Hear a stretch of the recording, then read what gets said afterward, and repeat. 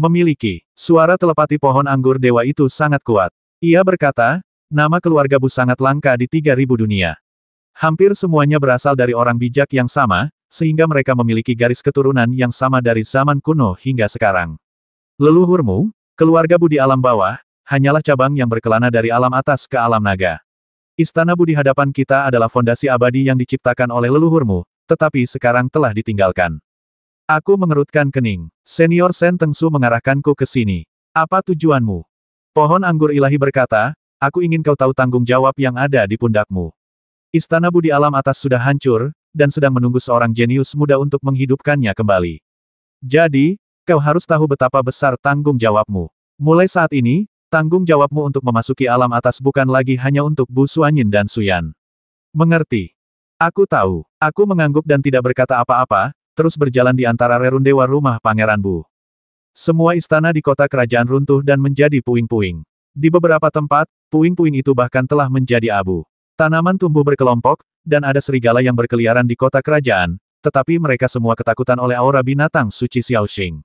Tak lama kemudian, Nusan terbang keluar dan duduk di belakangku, memegang lenganku dengan satu tangan, dengan kehangatan yang samar. Suster Nusan, apakah Anda berhasil membentuk kembali tubuh Anda? Saya terkejut. Hampir. Dia tersenyum tipis. Bukankah ini karena aku khawatir kamu akan terlalu kesepian di sini sendirian? Jadi aku datang untuk menemanimu. Terima kasih. Pada saat ini, pohon anggur dewa melanjutkan, ada sebuah desa 10 mil di sebelah timur. Desa itu adalah kediaman keturunan Pangeran Bu. Namanya Desa Bujia. Pergilah dan lihatlah. Mungkin bermanfaat bagimu.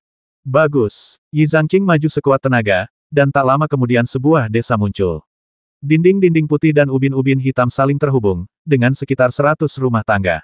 Suara ayam dan guk-guk terdengar. Anak-anak sedang berlatih bela diri di lapangan di luar desa. Anak-anak itu, yang berusia sekitar 5 atau 6 tahun, memukul-mukul karung pasir satu demi satu, menerbangkan gumpalan debu.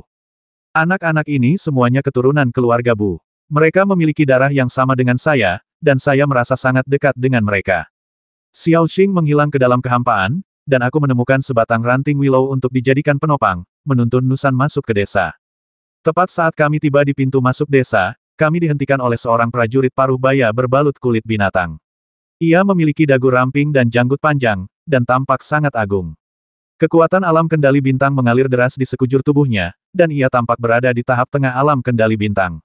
Ia berkata, anak muda, siapa kau? Apa yang kau lakukan di desa Bujiaku? Tanpa ragu, aku berkata, namaku Bai Zan, dan aku adalah Raja Manusia dari alam bawah yang keluar dari kolam naga melompat. Namun, aku diracuni dan tidak dapat menggunakan kekuatanku. Tidak ada gerbang gunung yang menginginkanku, jadi aku berkeliaran dan berakhir di sini. Kau orang kuat yang keluar dari kolam Yuelong. Dia sangat terkejut.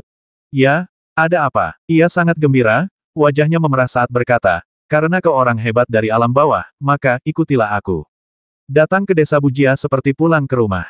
Aku akan mengantarmu menemui kepala desa. Aku mengangguk dan mengikutinya sepanjang jalan. Namun, tubuhku yang lemah tak mampu bergerak cepat, dan ia pun merasa sedikit khawatir. Ia menatap Nusan lagi, dan terkagum-kagum akan kecantikannya. Siapa peri ini? Dia adikku, Bai Sanshan. Aku sudah memikirkan apa yang harus kukatakan. Nusan terdiam beberapa saat, tetapi dia menerimanya. Hai, nama saya Bu Weihu. Saya punya beberapa keahlian dan dipilih oleh penduduk desa untuk menjadi guru bela diri bagi anak-anak.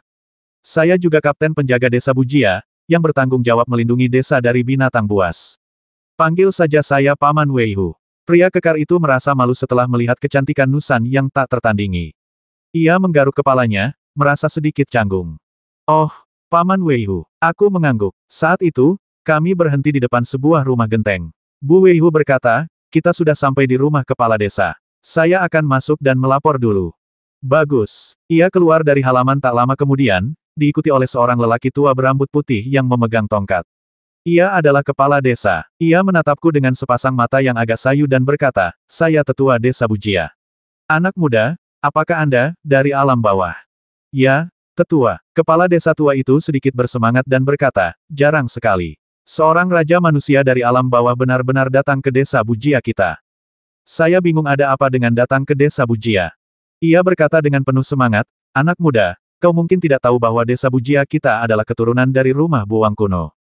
Namun, selama bertahun-tahun, rumah Buwang perlahan-lahan merosot. Sekarang kita telah lama kehilangan kualifikasi untuk pergi ke kolam Yuelong untuk menyambut para pahlawan dari dunia bawah.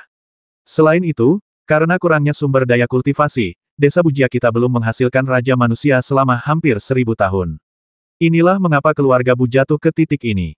Bu Weihu merasa sangat bersalah dan berkata, desa telah mengerahkan seluruh sumber dayanya kepadaku, tetapi sayangnya, bakatku terbatas dan aku melewatkan kesempatan terbaik untuk menjadi raja manusia. Aku khawatir hanya ini yang bisa kulakukan dalam hidupku. Aku telah gagal memenuhi harapan kepala desa dan penduduk desa. Weihu, kamu tidak perlu menyalahkan dirimu sendiri. Kepala desa tua itu berkata, bukankah ini, hadiah dari surga untuk desa Bujia kita, seorang raja muda. Saya benar-benar bingung dan berkata, kepala desa tua, saya hanya tinggal di desa Bujia sebentar. Apa yang Anda bicarakan? Anak muda, kudengar dari Weihu bahwa kau datang ke alam atas dan tidak punya tujuan, benarkah? Ya, kepala desa tua itu segera membuang kruknya, berlutut dengan satu kaki dan berkata, anak muda, aku ingin meminta sesuatu padamu.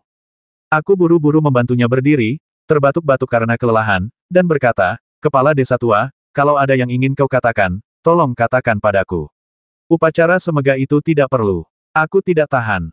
Matanya berkaca-kaca saat ia berkata, 3 bulan lagi, hari kompetisi seleksi elit 10 tahun Zhongzhou akan tiba.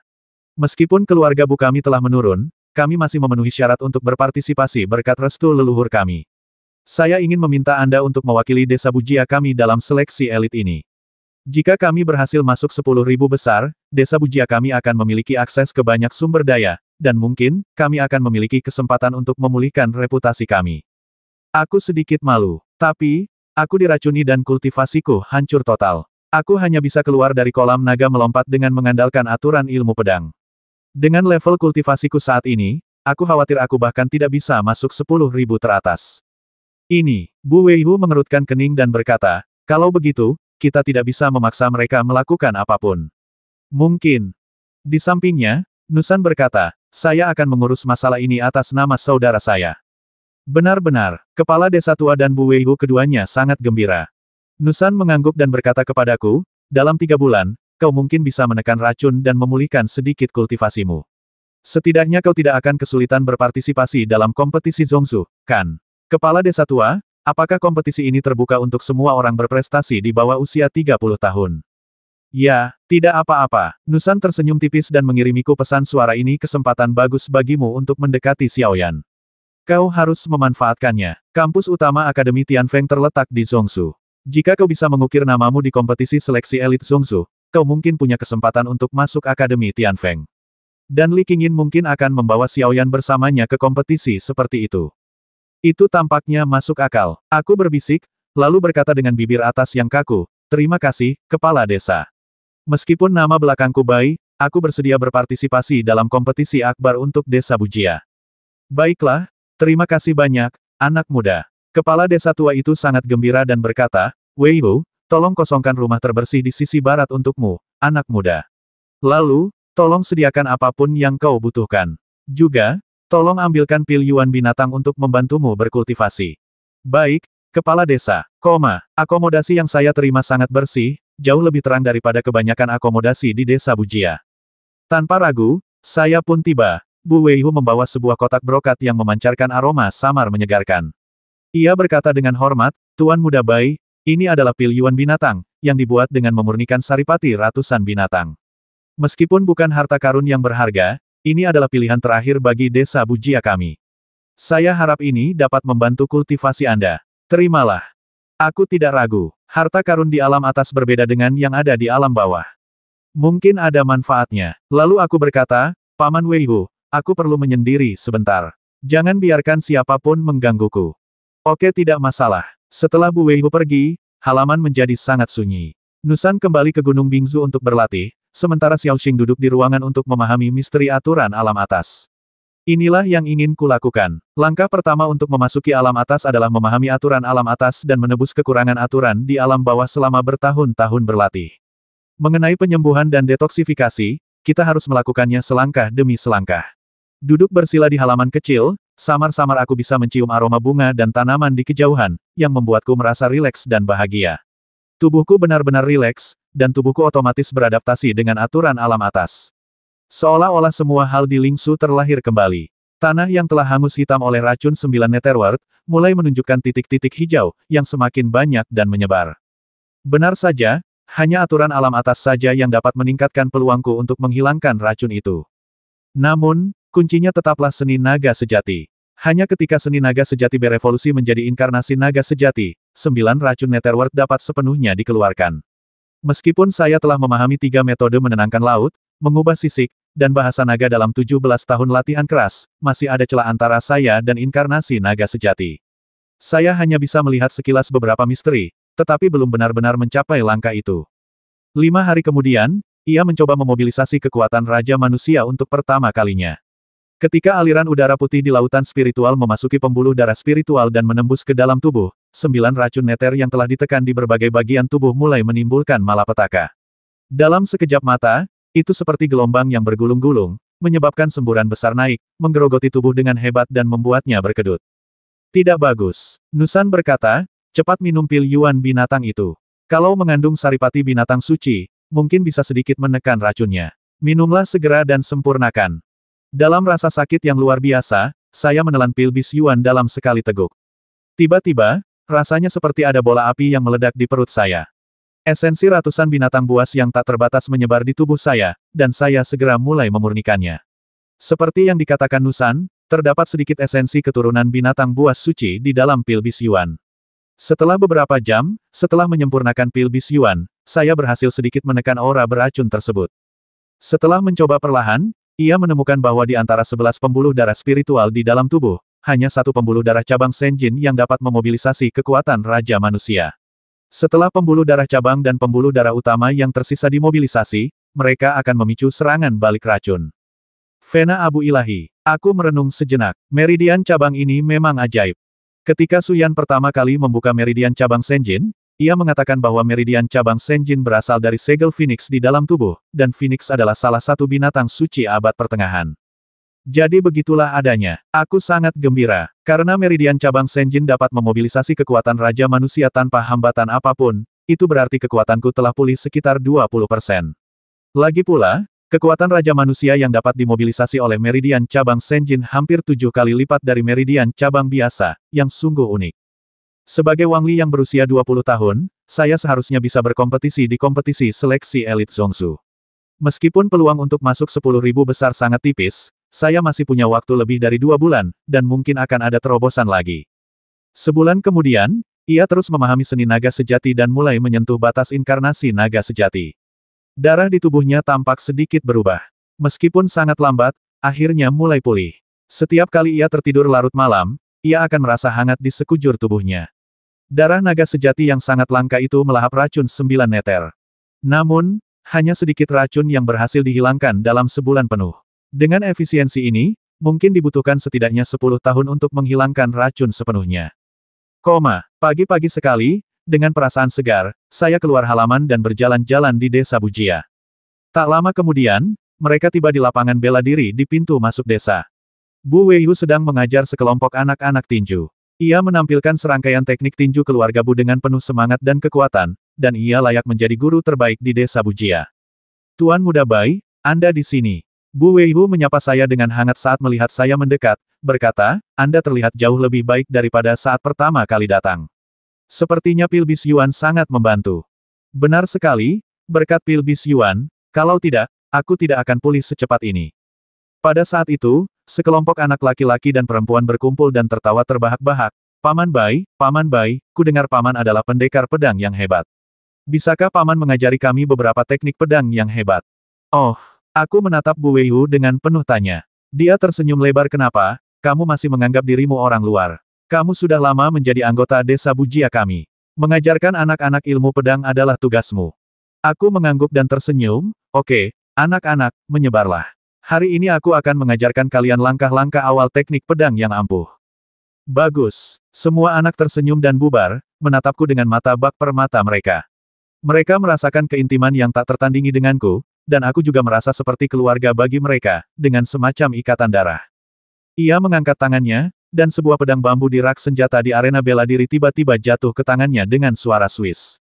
Itu adalah kekuatan pengendali pedang di jantung pedang. Gerakan ini saja membuat Bu Weihu terbelalak dan berkata, Saudara Bai, setelah saya selesai mengajar anak-anak, saya akan mengumpulkan para penjaga desa.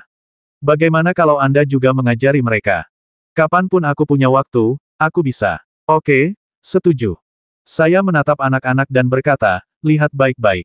Kumpulan teknik pedang ini khusus untuk pemula. Ini akan mengajarkan kalian cara menggunakan pedang dan cara menyelaraskan pedang dengan pikiran kalian. Sambil berbicara, ia memperagakan serangkaian teknik pedang pengantar dengan gerakan yang sangat lambat. Teknik-teknik pedang ini berevolusi dari aturan-aturan dangkal pedang segala hal. Meskipun tidak terlalu kuat, setelah dikuasai, teknik-teknik tersebut cukup untuk meningkatkan kekuatan seseorang ke tingkat yang lebih tinggi, terutama dalam pengembangan pedang. Serangkaian teknik pedang yang sangat dangkal ini merupakan harta karun bagi para pemula, memungkinkan mereka untuk melewati banyak jalan memutar dan mengambil jalan pintas menuju pencerahan hati pedang. Semua anak memperhatikan dengan saksama, lalu mulai meniru saya dan berlatih pedang bambu. Bahkan Bu Weihu pun ingin sekali berlatih, jadi ia mengambil pedang besi dan mulai berlatih dengan saya. Lagi pula, ia sudah dewasa dan belajar paling cepat. Nah, setelah ia menguasainya sepenuhnya, ia bisa mengajari anak-anak sendiri.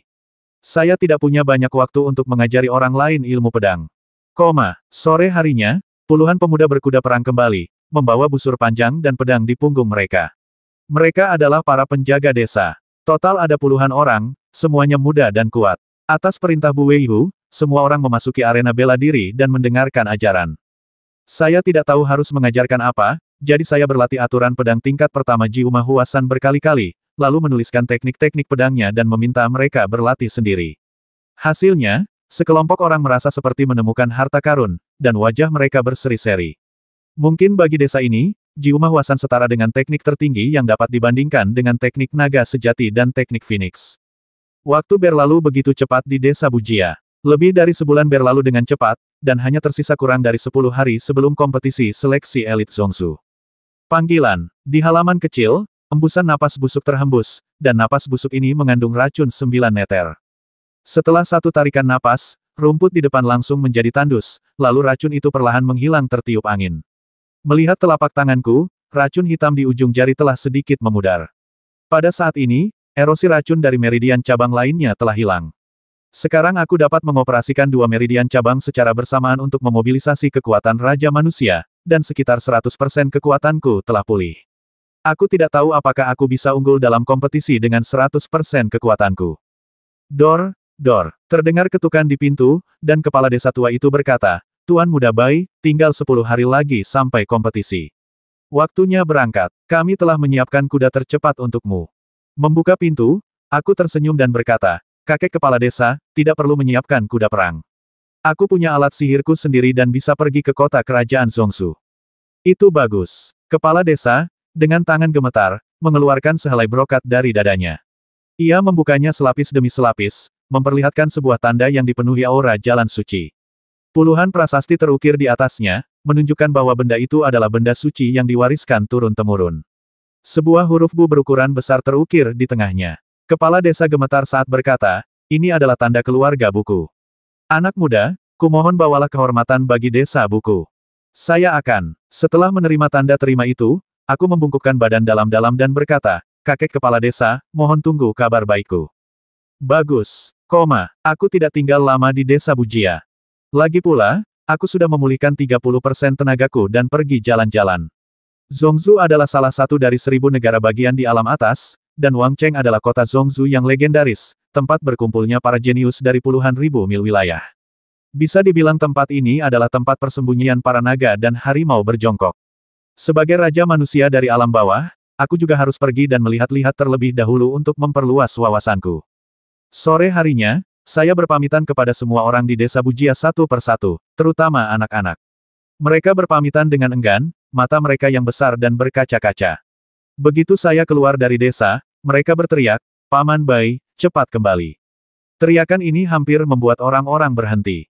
Tempat ini benar-benar membuat orang merasa betah, dan memang, inilah rumah mereka. Namun, saya menahan diri dan tetap tidak memberitahu mereka satu hal, nama belakang saya Bu, bukan Bai. Dengan menunggangi Xiao Xing, ia langsung menuju kota Zongzu.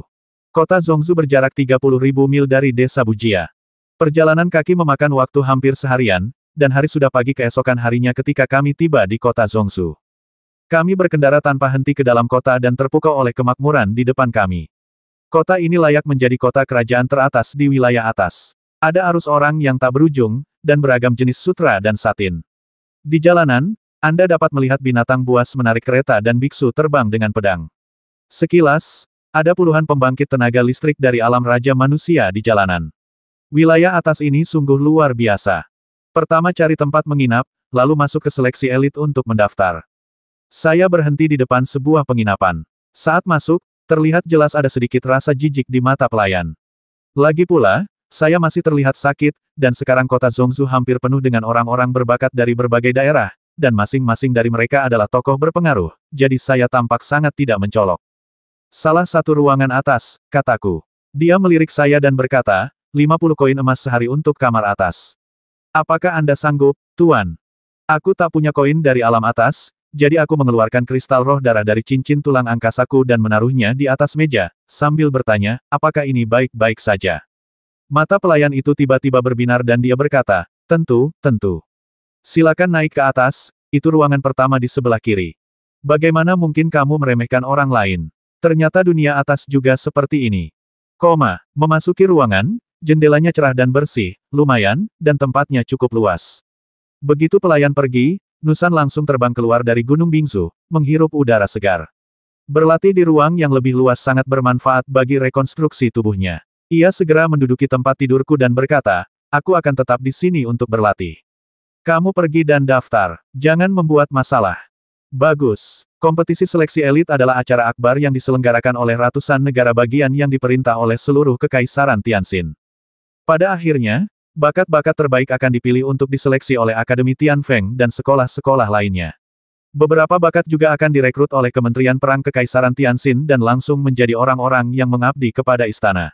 Singkatnya, setelah Anda berhasil membangun nama, Anda tidak perlu khawatir lagi tentang makanan dan pakaian. Kantor pendaftaran tidak jauh dari istana. Terdapat ratusan panggung besar yang berjajar. Panggung-panggung tersebut dikelilingi oleh penjaga bersenjata lengkap, dan suasananya hikmat dan megah. Di depan panggung terdapat meja-meja. Puluhan orang berseragam resmi sedang mengumpulkan sidik jari para pendaftar. Saat ini, ratusan jenius dari seluruh dunia sedang mendaftar. Saat bergabung dengan para pelamar, penampilan saya sangat biasa saja. Dibandingkan dengan orang-orang di sekitar saya yang mengenakan jubah brokat, pakaian saya yang merupakan campuran pakaian biasa dan kulit binatang membuat saya tampak seperti seorang pemburu yang baru saja datang dari pegunungan. Di tengah gemuruh, roh jahat yang sangat kuat datang dari kejauhan, dan sebuah kereta perang mewah jatuh dari langit, dan yang menarik kereta perang itu adalah seekor binatang buas yang diselimuti api. Kerumunan itu langsung bersorak kegirangan. Bukankah itu binatang buas tingkat keempat, naga sisik api? Dia menggunakan binatang buas tingkat 4, naga sisik api, sebagai kereta perangnya. Sungguh mengesankan. Ada juga bendera Istana Zhao di kereta perangnya. Itu berarti kejeniusan Istana Zhao telah tiba. Mungkinkah Zhao Yin yang legendaris itu? Konon, ia mencapai tingkat Raja Manusia pada usia 20 tahun dan kini berada di puncak alam roh darah. Ia adalah salah satu nama terpanas dalam kompetisi Zhongzhou ini. Semoga aku tidak bertemu orang ini di babak penyisihan. Pada saat ini, naga sisik api berhenti, dan seorang pria keluar dari mobil. Ia tampak sangat anggun, memegang pedang di tangannya. Ia berjalan ke depan antrean dan berkata dengan ringan, minggir. Tak satu pun dari puluhan pendaftar berani melawan dan semuanya minggir. Zhao Yin meletakkan token emas di atas meja dan berkata dengan tenang kepada petugas pendaftaran, rumah Pangeran Zhao, Zhao Yin. Sombong sekali, tapi dia punya modal untuk sombong. Saat itu giliran saya di kolom. Saya mengeluarkan token dan meletakkannya dengan lembut sambil berkata, Desa Bujia, Baizan. Petugas pendaftaran mengangguk, mencatat tanda kehidupan saya, dan berkata, babak penyisihan akan dimulai 10 hari lagi. Jangan terlambat. Saat aku hendak pergi sambil memegang token di tangan, tatapan Zhao Yin tiba-tiba tertuju padaku dan dia berkata dengan tenang, apakah kau Raja Manusia alam bawah Bai Zan yang terakhir keluar dari kolam naga melompat? Ya, ada masalah. Aku menatapnya dengan dingin. Dia mencibir, tidak masalah, tapi kau harus berdoa agar tidak bertemu denganku di kompetisi. Kalau tidak, akan kuberitahu kau bahwa gerbang alam atas jelas bukan sesuatu yang bisa kau, yang berdarah rendah dan hina, capai. Aku diam saja dan berbalik. Tak perlu membuang-buang kata dengan orang seperti itu. Orang-orang seperti ini sukses di usia muda. Semakin tinggi mereka terbang, semakin keras mereka akan jatuh. Malam telah larut, Tetapi lampu-lampu di kota Zhongzhou masih terang benderang, dan barisan kereta perang melintasi langit. Kota ini memiliki fondasi yang kokoh dan dijaga oleh setidaknya puluhan ribu pasukan. Di antara pasukan ini terdapat banyak jenderal manusia tingkat raja. Kekuatan yang dapat dikerahkan seluruh pasukan itu sangat mengerikan, bahkan cukup untuk menahan ribuan kultivator di seluruh kota Zhongzhou. Angin sejuk bertiup saat aku berdiri di pagar, menatap ke kejauhan. Ada apa? Nusan muncul di belakangnya, mengenakan gaun polos, tampak anggun dan lembut. Itu arah Akademi Tianfeng. Mataku melotot seperti api badak, dan aku berbisik, kurang dari 100 mil dari sini. Mungkin aku harus pergi dan melihatnya. Mungkin itu bukan berarti aku tidak akan bisa bertemu Xiaoyan. Kamu harus memiliki token murid Akademi Tianfeng untuk memasuki formasi perlindungan Gunung Akademi Utama. Kamu tidak boleh melihatnya.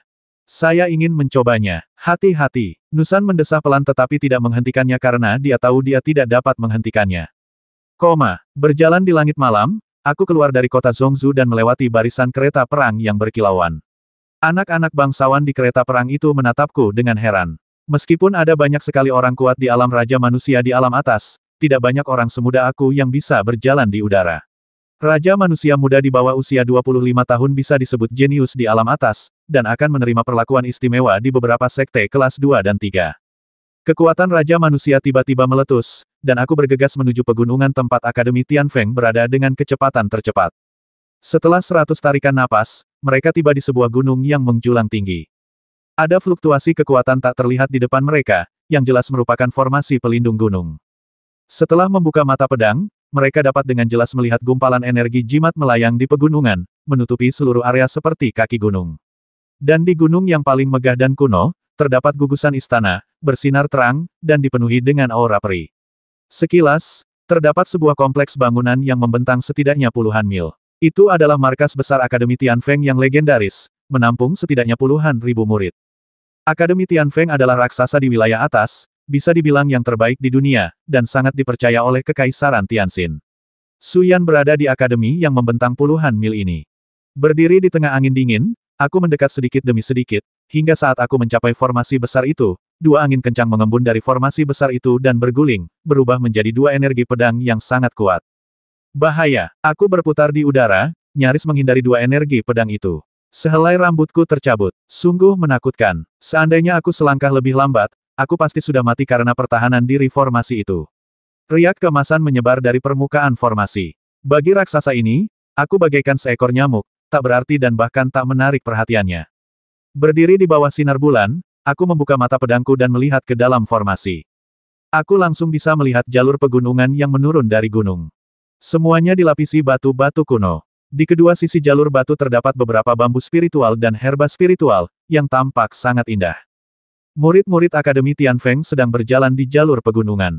Murid-murid laki-laki mengenakan jubah elegan, dan murid-murid perempuan mengenakan jubah wanita indah yang menggambarkan sosok mereka. Mereka tampak sangat cantik. Aura mereka kuat dan lemah. Sebagian besar murid yang mengenakan jubah perak telah memasuki alam Raja Manusia, dan sejumlah kecil murid yang mengenakan kerah bordir emas telah melampaui alam Raja Manusia dan mencapai alam Tailing.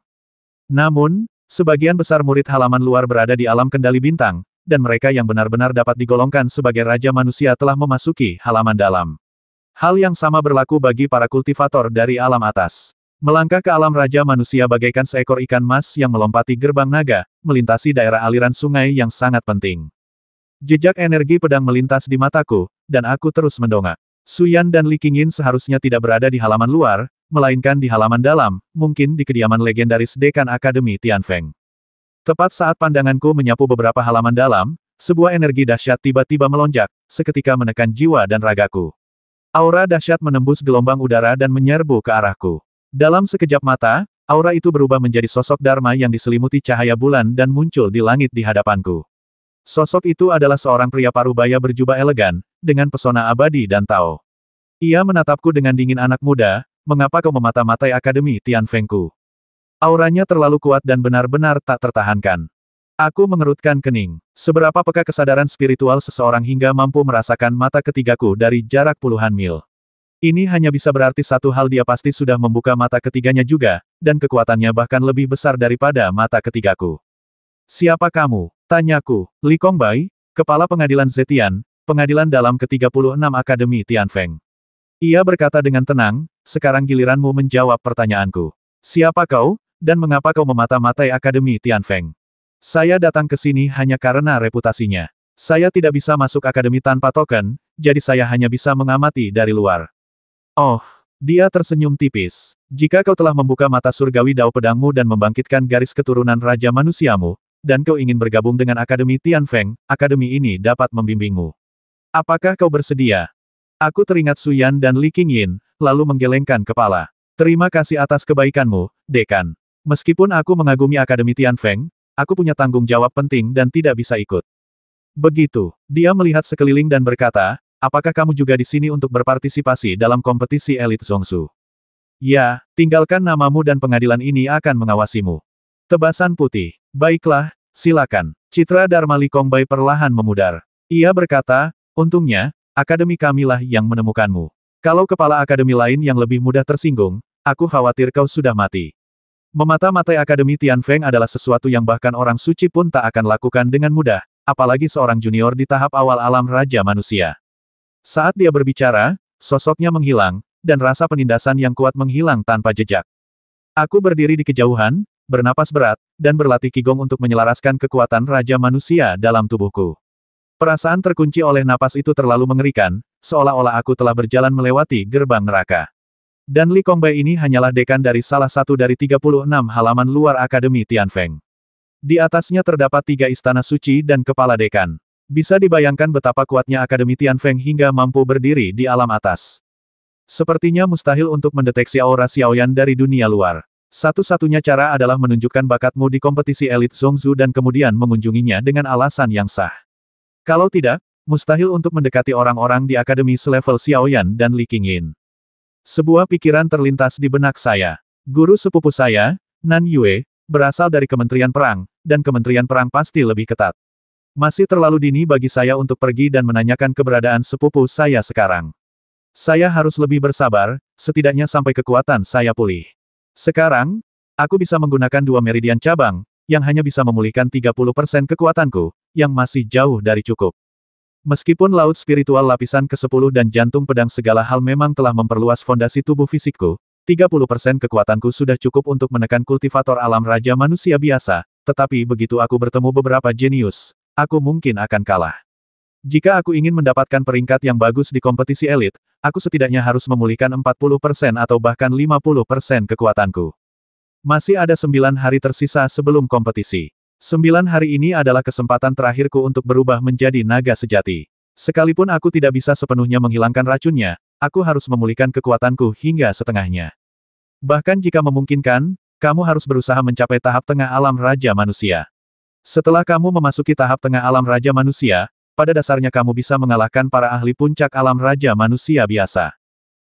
Setelah kembali ke kota Zongzu, ia memasuki penginapan, segera menutup kamar, dan mulai berlatih. Nusan tidak memasuki Gunung Bingsu, melainkan hanya duduk di dekat jendela, memandangi pemandangan malam kota Zongzu dengan saksama. Sambil memegang kristal roh darah di tanganku, energi darah dalam kristal terus mengalir ke telapak tanganku, dan akhirnya berubah menjadi kekuatan Raja Manusia setelah berlari selama seminggu dan tersimpan di lautan roh. Kristal roh darah merupakan sumber daya penting bagi para kultivator di atas alam Raja Manusia di alam atas. Semakin banyak kristal roh darah, semakin cepat kultivasinya. Aku masih memiliki lebih dari 300 kristal, yang semuanya dijarah di medan perang alam hancur. Kristal-kristal itu cukup untuk sementara waktu, tetapi tentu saja tidak akan bertahan lama. Energi spiritual yang dibutuhkan untuk menembus alam Raja Manusia terlalu banyak, dan beberapa ratus saja tidaklah cukup. Dalam waktu kurang dari setengah jam, kristal roh darah menghilang dari telapak tanganku, dan kekuatan Raja Manusia di tubuhku pun menjadi sedikit lebih kuat. Semakin kuat kekuatannya, semakin besar peluang untuk memahami inkarnasi naga sejati. Jika aku terus menerobos dengan cara ini, aku dapat memperkuat dan mengonsolidasikan kultivasiku sendiri sambil memahami teknik naga sejati. Mungkin suatu hari nanti aku akan memahami inkarnasi naga sejati, aku juga bisa menerobos ke tahap tengah alam Raja Manusia bersama-sama, 2 burung terlampaui 1 batu. 5 hari berlalu dengan cepat. Mendesis. Kabut putih mulai muncul di lenganku, dan energi naga menyelimutiku. Aku berkeringat deras dan duduk di tempat tidur tanpa berkata apa-apa. Darah naga asli di tubuhku seakan mendidih, dan aku merasa seperti akan kembali ke rumah leluhurku. Aku bahkan bisa mendengar auman naga asli di dunia batinku. Pemandangan itu sungguh mengejutkan. Tak lama kemudian, lengan kananku terasa panas dan terbakar, dan kulitku seakan berubah bentuk, berubah menjadi sisik-sisik sebening kristal. Sisik naga muncul. Mutasi ini berbeda dari metode transformasi sisik. Sebaliknya, sisik naga asli telah memadat. Sisik naga pertama kali memadat di atas pergelangan tangan kanan. Saat disentuh, terasa panas menyengat dan memancarkan aura naga yang agung. Ini sisik asli. Dengan satu gerakan, ia tiba-tiba mengedarkan energi naga, dan seluruh lengan kanannya langsung memerah. Terdengar suara mendesis, dan darah naga melonjak dan terus meremas kelima jarinya. Gumpalan racun 9 neter langsung berubah menjadi kabut beracun, merembes keluar dari ujung jarinya. Kabut beracun itu sangat dingin. Hati-hati, Nusan melambaikan lengan panjangnya, mengusir semua kabut beracun, lalu berkata sambil tersenyum penjelmaan naga sejati telah melatih lengan. Lumayan. Napasku terengah-engah, dan kekuatan lengan kananku tampaknya telah pulih sepenuhnya. Semua racun di lenganku terbuang, dan meridian cabang tertinggi mulai bergerak perlahan dan kembali bersirkulasi. Dengan cara ini, ada 3 cabang yang tersedia. Aku sangat terkejut ketika aku memobilisasi kekuatan raja, dan kekuatanku pulih hingga 40%. Aku sangat bersemangat. Masih ada 4 hari lagi. Mungkin aku bisa menyempurnakan lenganku yang lain ke level inkarnasi naga sejati. Dengan begitu, aku bisa memulihkan lebih banyak kekuatan dan memiliki peluang lebih besar untuk menang di kompetisi elit. Seiring kekuatannya menghilang, sisik di lengan kanannya pun menghilang dengan sendirinya. Selama ia berlatih dengan tekun, ia akan menguasai seni transformasi menjadi naga sejati hingga ia bisa melakukan apapun yang diinginkannya. Di luar jendela, hiruk-pikuk terasa. Keluarga-keluarga berpengaruh dan tua terus berdatangan ke kota Zhongsu. Banyak keluarga yang menggantungkan harapan kebangkitan mereka pada beberapa jenius, sehingga ketika para jenius ini datang ke Zhongsu untuk berpartisipasi dalam kompetisi, keluarga-keluarga ini secara alami mengirimkan banyak guru untuk mendampingi dan melindungi mereka. Untuk sementara waktu, kota Zhongsu tampak penuh dengan bakat. Generasi muda sering berkompetisi dan bertarung satu sama lain, yang berlangsung sangat meriah. Saya tinggal di penginapan dan berlatih seni naga sejati, sementara Nusan yang gelisah pergi menonton kesenangan sebelum tubuhnya benar-benar dibentuk ulang. Setiap kali dia kembali, dia selalu membawa banyak berita, sehingga saya belajar lebih banyak tentang keluarga dan kekuatan besar di Zhongsu. Meskipun ada 1000 negara bagian di wilayah atas, Zhongsu adalah yang terbaik di antara semuanya, dengan banyak orang berbakat. Jika kamu bisa mengukir namamu di kompetisi elit di Zhongsu, itu akan menjadi cara tercepat untuk mendekati kelas atas. Ngomong-ngomong, fakta bahwa aku bisa memegang token kompetisi dari Istana Buang adalah kesempatan besar dari surga. Kalau tidak, aku benar-benar tidak tahu di mana bisa mendapatkan tiket seperti itu. 4 hari kemudian, setelah menghabiskan hampir 100 kristal roh darah, akhirnya tangan kirinya juga berubah. Sisik-sisik mengembun dan muncul dalam kabut putih, dan racun di ujung kelima jari tangan kirinya dikeluarkan satu persatu. Bersamaan dengan racun di tangan kirinya yang menghilang, keempat meridian kembali beroperasi. Dengan demikian, total 7 meridian dipulihkan. Mengerahkan kekuatan Raja Manusianya, kabut putih berputar di sekitar lengannya. Ia telah pulih ke kekuatan puncaknya dalam 6 bulan terakhir, mampu mengerahkan 50% kekuatannya. Meskipun ia belum mencapai tahap awal alam Raja Manusia, ia sudah cukup yakin akan mengukir namanya di kompetisi elit Zhongsu, setidaknya masuk 10.000 besar dan memenuhi harapan desa Bujia. Keesokan paginya, hari kompetisi elit resmi tiba. Nusan memasuki Gunung Bingzu lebih awal, siap mengikutiku menyaksikan keseruannya, sementara aku mengenakan jubah polos baru. Meskipun tidak seperti pakaian mewah para pemuda jenius di alam atas, jubah-jubah itu tidak hanya memiliki ukiran yang indah, tetapi juga disulam dengan berbagai pola emas dan perak yang berharga. Jelas bahwa setiap potong pakaian itu tak ternilai harganya. Namun, pakaianku berbeda. Jubah itu sangat polos, tetapi serasi dengan penampilanku yang masih agak sakit-sakitan, yang saling melengkapi dan memancarkan sedikit keanggunan. Melihat diriku di cermin, aku merasa sedikit tak berdaya. Siapa sangka aku, yang tak terkalahkan di alam naga, akan menjadi seperti ini sekarang.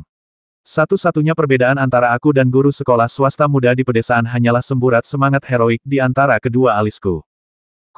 Setelah sarapan, kami langsung menuju ke tempat kompetisi elit. Jalan-jalan utama kota berada di bawah darurat militer, dan orang-orang menghindari area tersebut. Barisan kuda perang yang megah berlari kencang, dan hanya mereka yang memegang token kompetisi yang bisa lewat tanpa hambatan. Meskipun saya memegang plat besi hitam kuno desa Bujia, saya juga memenuhi syarat untuk lewat tanpa hambatan.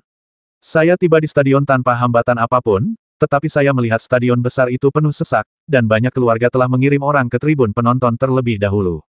Ada lebih dari 200.000 peserta dalam kompetisi ini, dan tampaknya untuk masuk ke 10.000 teratas tidak semudah yang dibayangkan. Babak penyisihan pertama adalah audisi untuk 200.000 orang. Total ada 100 tahap pertempuran. 20 orang akan naik panggung di setiap tahap, dan hanya satu orang yang akan menang. Pemenangnya akan langsung masuk ke 10.000 besar dan berpartisipasi dalam kompetisi individu berikutnya.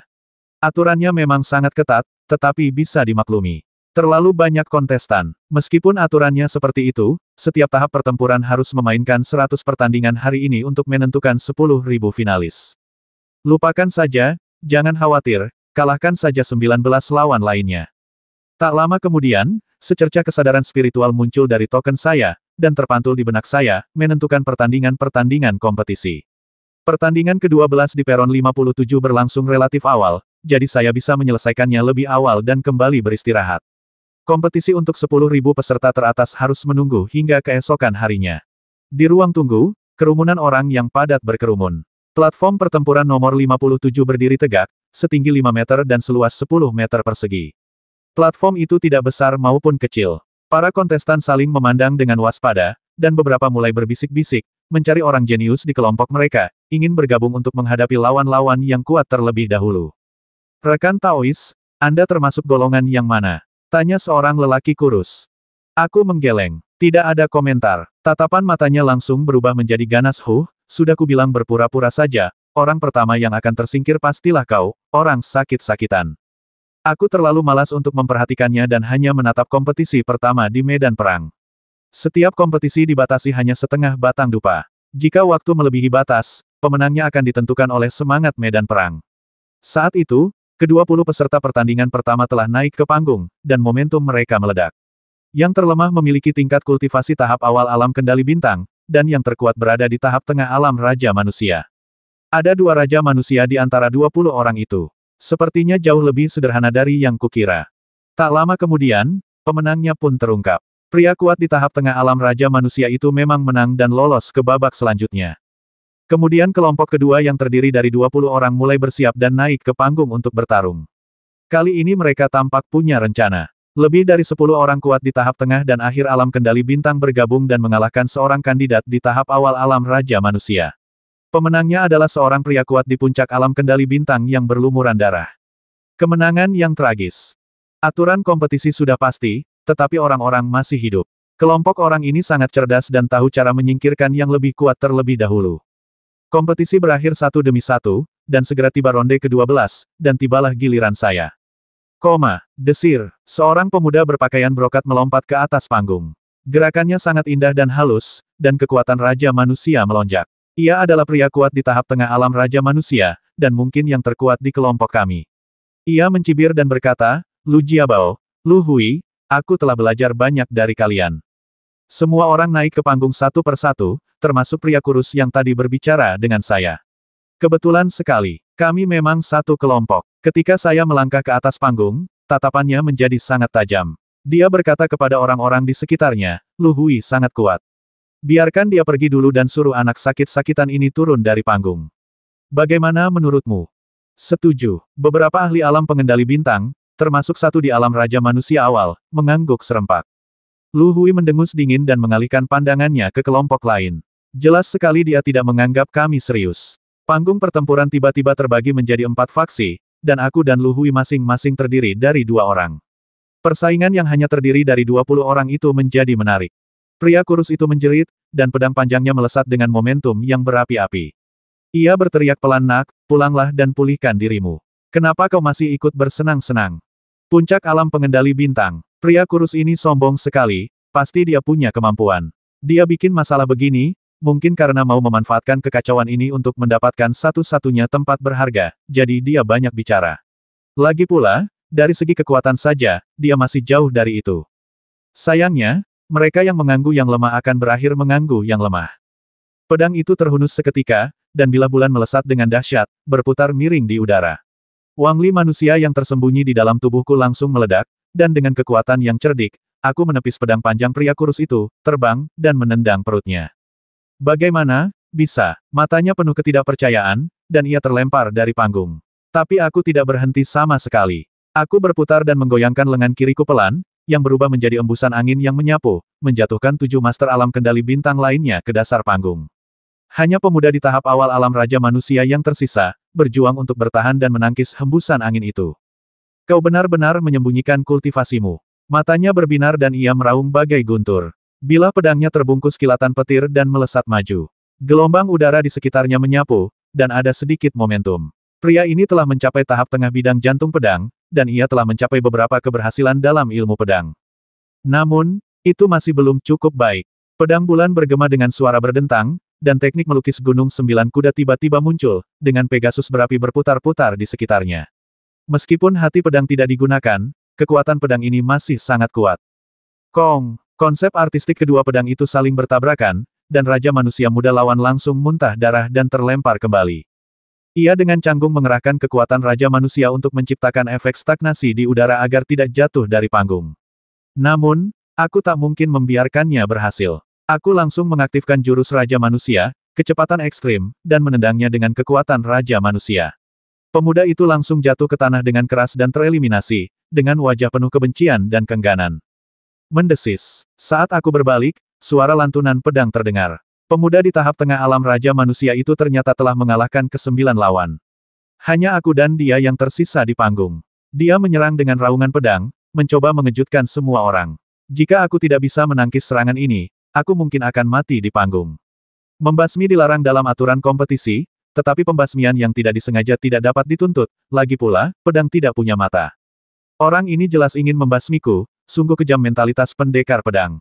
Dalam sekejap, pedang bulan menyerang, dan ujung pedangnya dibalut kekuatan Raja Manusia, membentuk konsep artistik rawa. Saat aku menggoyangkan gagangnya, pedang itu menari liar, membentuk pusaran kekuatan Raja Manusia di depan. Jurus ini berasal dari misteri naga yang menyedot air, tetapi bukan naga yang menyedot air. Pedang itu bergetar dan melepaskan lebih dari separuh kekuatan lawan, dan menyimpang dari lintasan serangan aslinya seiring momentum pedang. Tangan kirinya dipenuhi energi dan tiba-tiba menyerang. Ketakutan. Raja muda itu terkejut, lalu menyerang dengan tangan besinya secara bersamaan sambil menggeram, tinju pembelah gunung. Dengan suara keras, keduanya terkejut dan mundur. Bedanya, aku hanya mundur setengah langkah, sementara dia mundur 7 atau 8 langkah sebelum berhenti. Wajahnya dipenuhi kengerian, tetapi berubah menjadi semangat juang yang kuat. Dia berteriak pelan terus, kenapa kalau kau menyembunyikan kekuatanmu? Hanya ada satu orang yang bisa menang di medan perang ini, yaitu aku. Kau tidak layak. Aku tidak berkata apa-apa dan menyerang dengan pedangku. Setiap tebasan pedang mengandung konsep artistik 9 kuda melukis gunung, dan Raja muda itu tak berdaya melawan. Ketika ia tak punya jalan mundur, pedang itu menancap lurus, dan niat pedang itu menguncinya. Raja muda itu tak kuasa menahan diri untuk melolong pilu dan melangkah meninggalkan medan perang sendirian. Pilihannya menyerah atau mati, sesederhana itu. Berdengung. Cahaya lembut bersinar dari token itu, dan sebuah suara bergema di benaknya maju ke babak berikutnya dan berkompetisi tepat waktu pada hari berikutnya. Setelah kompetisi, aku langsung menghilang di antara kerumunan yang ramai. Setelah kembali ke penginapan, aku langsung memasuki tahap kultivasi lagi. Memasuki 10.000 teratas, aku telah memenuhi harapan Desa Bujia. Namun, jika aku bisa melangkah lebih jauh, aku akan memenangkan lebih banyak sumber daya untuk Desa Bujia. Mungkin kekaisaran akan memandang mereka secara berbeda. Lagi pula, di depan umum, akulah Raja Manusia yang berasal dari Desa Bujia. Besok adalah pertandingan promosi putaran kedua. Nusan duduk di ambang jendela, pakaian putihnya seputih salju, dan keanggunannya tak tertandingi. Ia tersenyum dan berkata, babak kualifikasi kedua, untuk menentukan 100 besar, akan jauh lebih menegangkan daripada hari ini. Kalian harus memenangkan setidaknya 6 pertandingan berturut-turut untuk lolos ke 100 besar. Namun, selama kalian berhasil mencapai 100 besar, aku yakin nama kalian akan masuk radar semua klan besar. 6 permainan. Aku mengerutkan kening dan berkata, setiap lawan yang kita hadapi selanjutnya setidaknya akan setingkat Raja Manusia. Memenangkan 6 pertandingan berturut-turut tidak akan semudah itu. Nusan terkekeh, aku melihatnya hari ini dan kupikir kau punya potensi besar. Belum lagi masuk 100 besar, bahkan masuk 10 besar saja sudah pasti. Hanya segelintir orang di bawah usia 30 tahun yang bisa mencapai levelmu. Jika aku berhasil masuk 10 besar, aku hanya akan bisa menunjukkan ilmu pedangku dan kemampuan naga sejatiku. Aku menggeleng. Tidak, alasan aku menyembunyikan identitasku dan bahkan mengubah penampilanku adalah untuk menghindari pembasmian. Begitu aku dikenali, orang-orang dari Istana Yin Yang dan Menara Bahuang tidak akan membiarkanku pergi. Karena itu, aku tidak boleh menunjukkan ilmu pedangku. Apakah menurutmu kamu bisa masuk 100 besar dengan dua keahlian unik 9 kuda melukis gunung dan kuali sapi? Tepat sekali. Setelah aku masuk 100 besar, aku akan langsung menyerah. Aku sudah memenuhi janjiku pada desa Bujia. Lagi pula, aku bisa memanfaatkan statusku sebagai salah satu dari 100 besar di kompetisi elit untuk mendekati Akademi Tianfeng dan mencari tahu keberadaan Xiaoyan. Baiklah, ini juga solusinya. Ia mengerutkan bibir dan berkata, di alam atas, seni bela diri sedang berkembang pesat, tetapi teknik naga sejati tetaplah teknik yang unik dan terbaik. Di sisi lain, gunung lukisan 9 kuda dan kuali kerbau hanyalah seni bela diri tingkat menengah, tidak langka, dan tidak akan menarik banyak perhatian. Aku hanya sedikit khawatir dengan hanya dua teknik ini, kau mungkin tidak akan bisa masuk 100 besar. Bagaimana kamu akan tahu kalau kamu tidak mencobanya? Saya tersenyum. Ia pun tersenyum, mengangkat tangannya, dan sebuah botol giok melayang. Ia berkata, ini pil penusuk, yang ditempa dengan saripati darah binatang buas tingkat tinggi. Pil ini wajib dimiliki bagi mereka yang berada di alam atas yang membina para jenius untuk mencapai alam raja manusia.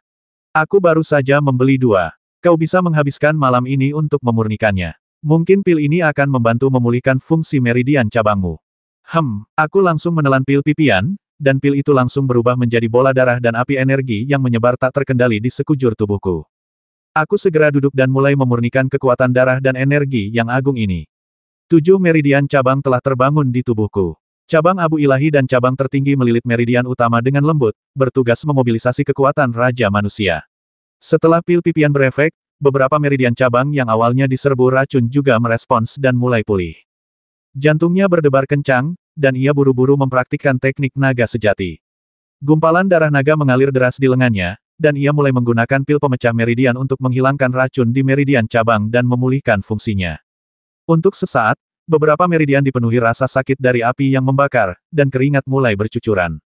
Nusan memperhatikan dari samping, menyeka keringatku dengan handuk, dan berbisik pelan, jangan khawatir, kamu punya waktu semalaman untuk memulihkan fungsi setidaknya 1 meridian cabang. Aku mengangguk. Larut malam, racun di meridian ke-8 menghilang dan mulai berfungsi lagi. Tepat sebelum fajar, meridian cabang ke-9 juga kembali berfungsi. Hanya 2 meridian cabang dan 1 meridian spiritual utama di tubuhnya yang masih diracuni. Dengan demikian, kekuatannya telah pulih hingga sekitar 60%, dan ia merasa penuh kekuatan. Saat cahaya pagi menyinari wajahnya, ia perlahan membuka matanya. Aturan ilmu pedang di matanya semakin kuat. Perasaan mendapatkan kembali kekuatannya begitu hebat. Hari mulai larut, dan lonceng megah berdentang dari pusat kota yang jauh. Jelaslah bahwa kompetisi untuk hari berikutnya akan segera dimulai. Saya mandi, berganti pakaian bersih, dan berangkat lagi. Keesokan harinya, jumlah peserta lebih sedikit, tetapi penontonnya lebih banyak, dengan semakin banyak penonton yang datang dari seluruh penjuru dunia. Hari pertama hanyalah babak penyisihan, dan tidak ada yang menarik untuk disaksikan, tetapi beberapa hari berikutnya akan diisi dengan pertempuran antar Raja Muda, dan akan ada banyak hal menarik. Banyak tetua dari berbagai klan juga datang, ingin memilih dan merekrut talenta baru untuk klan mereka masing-masing. Tuan Muda Baizan, ikuti aku. Seorang jenderal melihat token saya dan memimpin jalan. Hari ini, 100 platform pertempuran masih digunakan. Platform pertempuran tersebut dilapisi dengan prasasti formasi dan dijaga oleh personel khusus. Saya dibawa ke platform pertempuran ke-7. Ada hampir 100 jenius muda yang menunggu di area khusus di samping platform pertempuran. Masing-masing dari mereka memiliki aura yang luar biasa dan merupakan jenius muda dari berbagai ras. Setelah melihat saya, beberapa dari mereka mendengus dingin, seolah-olah mereka sangat meremehkan. Battle Stage 7 akan menentukan satu-satunya pemenangnya hari ini, yaitu masuk ke 100 besar kompetisi. Ini juga berarti saya harus mengalahkan semua pemain terkuat di grup ini sebelum bisa masuk 100 besar, yang merupakan tantangan yang cukup berat. Dengan mata surgawi Dao Pedang yang aktif, tingkat kultivasi lawan yang berada dalam pandangannya pun terungkap. Yang terkuat di kelompok ini telah mencapai alam Raja Manusia tahap akhir, yang tidak terlalu kuat. Jenius muda terkuat di ruang tunggu platform pertempuran nomor 8 berikutnya telah mencapai puncak alam Raja Manusia, yang sangat mengerikan. Dan di sisi platform pertempuran nomor 11 yang lebih jauh, terdapat seorang pria kuat di alam Tailing tahap awal, yang kekuatannya juga mengerikan. Melawan lawan semacam ini, aku tidak akan bisa menang kecuali aku memulihkan semua kemampuanku dan menggunakan pencerahan hati pedang dan teknik naga sejati. Tentu saja, hanya ada sedikit pemuda kuat di tingkat alam Tailing. Mereka semua dibina oleh klan dan keluarga ternama di Zhongzhou dengan sumber daya yang sangat besar. Sumber daya sebesar itu sungguh tak terbayangkan. Menurut Nusan, sumber daya yang diinvestasikan di Zhao Yin dari Istana Zhao saja sudah cukup untuk membina 30 Raja Manusia. Bayangkan betapa besarnya investasi tersebut. Hari ini, akan ada 99 pertandingan di tahap ke-7. Satu orang akan tereliminasi di setiap pertandingan, dan hanya satu orang yang akan menang pada akhirnya. Ini akan menjadi pertarungan yang panjang. Di medan perang, seorang jenderal meletakkan tangannya di gagang pedangnya, tatapannya tajam ke arah para pemuda. Ia berkata, dalam kompetisi Zhongzhou, membasmi dilarang keras. Siapapun yang dengan sengaja melukai orang lain akan dihukum berat sesuai hukum kekaisaran. Mulai sekarang, kalian akan memilih nomor kalian sendiri pada token. Harap berhati-hati. Seberkas cahaya melintas, dan angka 27 muncul di token saya. Angka 27 itu memang relatif dekat dengan bagian depan. Sang jenderal berkata dengan dingin, kompetisi akan segera dimulai. Pertandingan pertama adalah antara nomor 1 dan nomor 2. Dua pemuda melompat ke atas panggung, satu menghunus pedang dan yang lainnya pisau, tubuh mereka dipenuhi kekuatan Raja Manusia. Keduanya berada di tahap awal alam Raja Manusia, sangat tajam dan agresif. Detik berikutnya, kekuatan Raja Manusia meletus, dan cahaya pedang serta cahaya pisau di medan perang saling bertautan. Pertarungan itu berlangsung seimbang, dan pemenangnya baru ditentukan setelah batas waktu hampir habis. Pemuda yang menghunus pedang memiliki sedikit keunggulan dan menang, sementara yang kalah meninggalkan panggung dengan lesu, dengan kesepian yang tak terlukiskan di wajahnya. 10.000 teratas memang dianggap talenta muda, tetapi mereka tidak dapat dibandingkan dengan 100 teratas. Selama Anda masuk 100 teratas, Anda akan diunggulkan oleh sekolah-sekolah besar dan mungkin memiliki kesempatan untuk langsung masuk ke pasukan top seperti Akademi Tianfeng, Gunung Longwu, dan Menara Bahuang. Sudah banyak orang dari pasukan top yang menonton pertandingan di sekitar stadion hari ini. Di antara mereka, Akademi Tianfeng berada di tengah. Puluhan pria dan wanita parubaya berpakaian Akademi Tianfeng duduk di sana dengan tenang, mata mereka mengamati para kontestan, mencari para pahlawan dalam pikiran mereka. Seiring berakhirnya pertempuran, jumlah orang dalam kelompok kami berkurang drastis. Yang kalah langsung meninggalkan area pertempuran dan tidak lagi berhak tinggal di ruang tunggu. Mereka yang belum naik ke panggung menyaksikan pertempuran dengan saksama. Orang kuat yang menang di panggung kemungkinan besar akan menjadi lawan mereka berikutnya. Semakin banyak yang mereka ketahui, semakin besar peluang mereka untuk menang. Setelah 10 orang tersingkir berturut-turut, sang jenderal di panggung pertempuran berkata dengan suara rendah nomor 27, nomor 28, naiklah ke panggung dan bertarung. Aku mendongak dan melihat seorang pemuda lain berjalan ke atas panggung. Ia memegang tombak dan sudah berada di tahap tengah alam Raja Manusia. Seluruh tubuhnya dipenuhi kekuatan luar biasa dari Raja Manusia. Ia menyeringai padaku dan berkata, sepertinya rondeku kali ini tidak akan terlalu sulit. Mungkin, aku tersenyum, berdiri di medan perang, memegang pedang bulan di tanganku, dan pada saat formasi panggung pertempuran ditutup, kompetisi telah dimulai. Lempar batu untuk menanyakan arah. Pemuda itu meraung, dan tombaknya berubah menjadi cahaya es dan melesat tepat ke arah dadaku. Seperti yang diharapkan dari seorang pria kuat di tahap tengah alam Raja Manusia, konsep artistik tombak itu sungguh luar biasa. Kepingan salju beterbangan di sekitarnya, seolah-olah segala sesuatu di sekitarnya akan membeku dalam sekejap. Bahkan tubuh sekuat milikku pun merasakan mati rasa karena kedinginan. Ambil tindakan. Kekuatan Raja Manusia langsung menyerbu, menghadirkan kehangatan dan menghilangkan rasa dingin dari aturan es dan salju lawan. Dengan langkah ringan kakinya, mantra suci 9 kuda melukis gunung bergema, dan pedang panjang itu menusuk ke depan. Dengan bunyi dentang yang keras, ujung pedang dan ujung tombak saling bertabrakan, dan masing-masing terdorong mundur 3 langkah. Kekuatan mereka sudah seri. Bagaimana mungkin? Pemuda itu mengerutkan kening. Kau jelas memiliki aura alam Raja Manusia awal, bagaimana kau bisa memiliki kekuatan ledakan yang begitu mengerikan? Karena aku lebih baik darimu, kataku enteng. Ya. Ia mencibir dan mengayunkan tombaknya. Sebuah bayangan sihir Bian muncul dari belakangnya. Ia benar-benar menggunakan sihir Bian. Napas seekor binatang buas purba menyembur keluar. Tombak itu terbungkus kekuatan Bian dan berubah menjadi puluhan cahaya tombak yang menusuk ke depan dengan kecepatan yang sangat tinggi. Kecepatannya terlalu cepat untuk mengimbanginya. Pahlawan di tahap tengah alam Raja Manusia itu memang mampu bergerak. Sayangnya, di mata Jian Daotian, tidak peduli seberapa cepat serangan tombak itu, hanya ada satu serangan sebenarnya, dan sisanya hanyalah gertakan yang membingungkan mata orang. Mencicit, mencicit, mencicit. Ujung tombak itu menembus kehampaan dan menyapu bagai guntur. Raja yang masih muda, aku tak bisa menahan tawa. Serangannya memang ganas dan ada rasa tertekan yang kuat, tetapi kelemahannya juga besar. Dia menyerang secara menangui buta, dan punggungnya benar-benar kosong. Terlebih lagi, mata pedangnya bisa melihat sejauh mana mobilisasi kekuatan Raja Manusianya. Sebagian besar kekuatannya ada pada tombak, dan kekuatan Raja Manusia yang digunakan untuk melindungi tubuhnya kurang dari 1%. Dia terlalu percaya diri. Desir, dengan kecepatan yang luar biasa, sosokku menghilang dari hadapannya dan muncul tepat di belakangnya. Gagang pedang bulan, yang dibalut kekuatan Raja Manusia dan kekuatan 9 kuda melukis gunung, menghantam bagian belakang kepalanya dengan ringan. Dengan suara pelan, Raja Muda yang tadinya menyerang dengan ganas itu mengerang dan pingsan. Ia dikalahkan hanya dalam 2 gerakan. Apakah itu speed? Tak jauh dari panggung pertempuran, beberapa tetua dari Gunung Longwu di anjungan pengamatan terbelalak lebar, mata mereka berbinar-binar. Mereka sudah mengenali kemampuan Raja Manusiaku. Salah satu dari mereka berbisik, kudengar pemuda bernama Bai Zan ini berasal dari alam bawah dan merupakan Raja Manusia terakhir yang muncul dari kolam naga melompat. Aku tak menyangka kekuatan garis keturunannya yang terbangun begitu cepat. Pria tua berambut putih lainnya berkata, kecepatan ekstrim adalah salah satu garis keturunan kuno dan unik. Hanya klan Lu, Istana Buwang, dan klan Donghua di masa lalu yang memiliki kemampuan ini. Sekarang, ketika keluarga-keluarga ini hampir punah, seorang pemuda yang menguasai kecepatan ekstrim telah muncul. Sungguh langka. Aku hanya ingin tahu apakah dia bisa masuk 100 besar kompetisi. Lebih jauh lagi, seorang prajurit berbaju besi tersenyum dan berkata, mengapa, kedua tetua ingin memanggil anak laki-laki ini ke Gunung Longwu? Itu bukan ide yang buruk. Mari kita lihat dulu. Setelah memahami hati pedang, pendengaran dan penglihatan saya telah meningkat pesat, sehingga saya dapat mendengar dengan jelas percakapan beberapa orang yang berjarak puluhan kaki.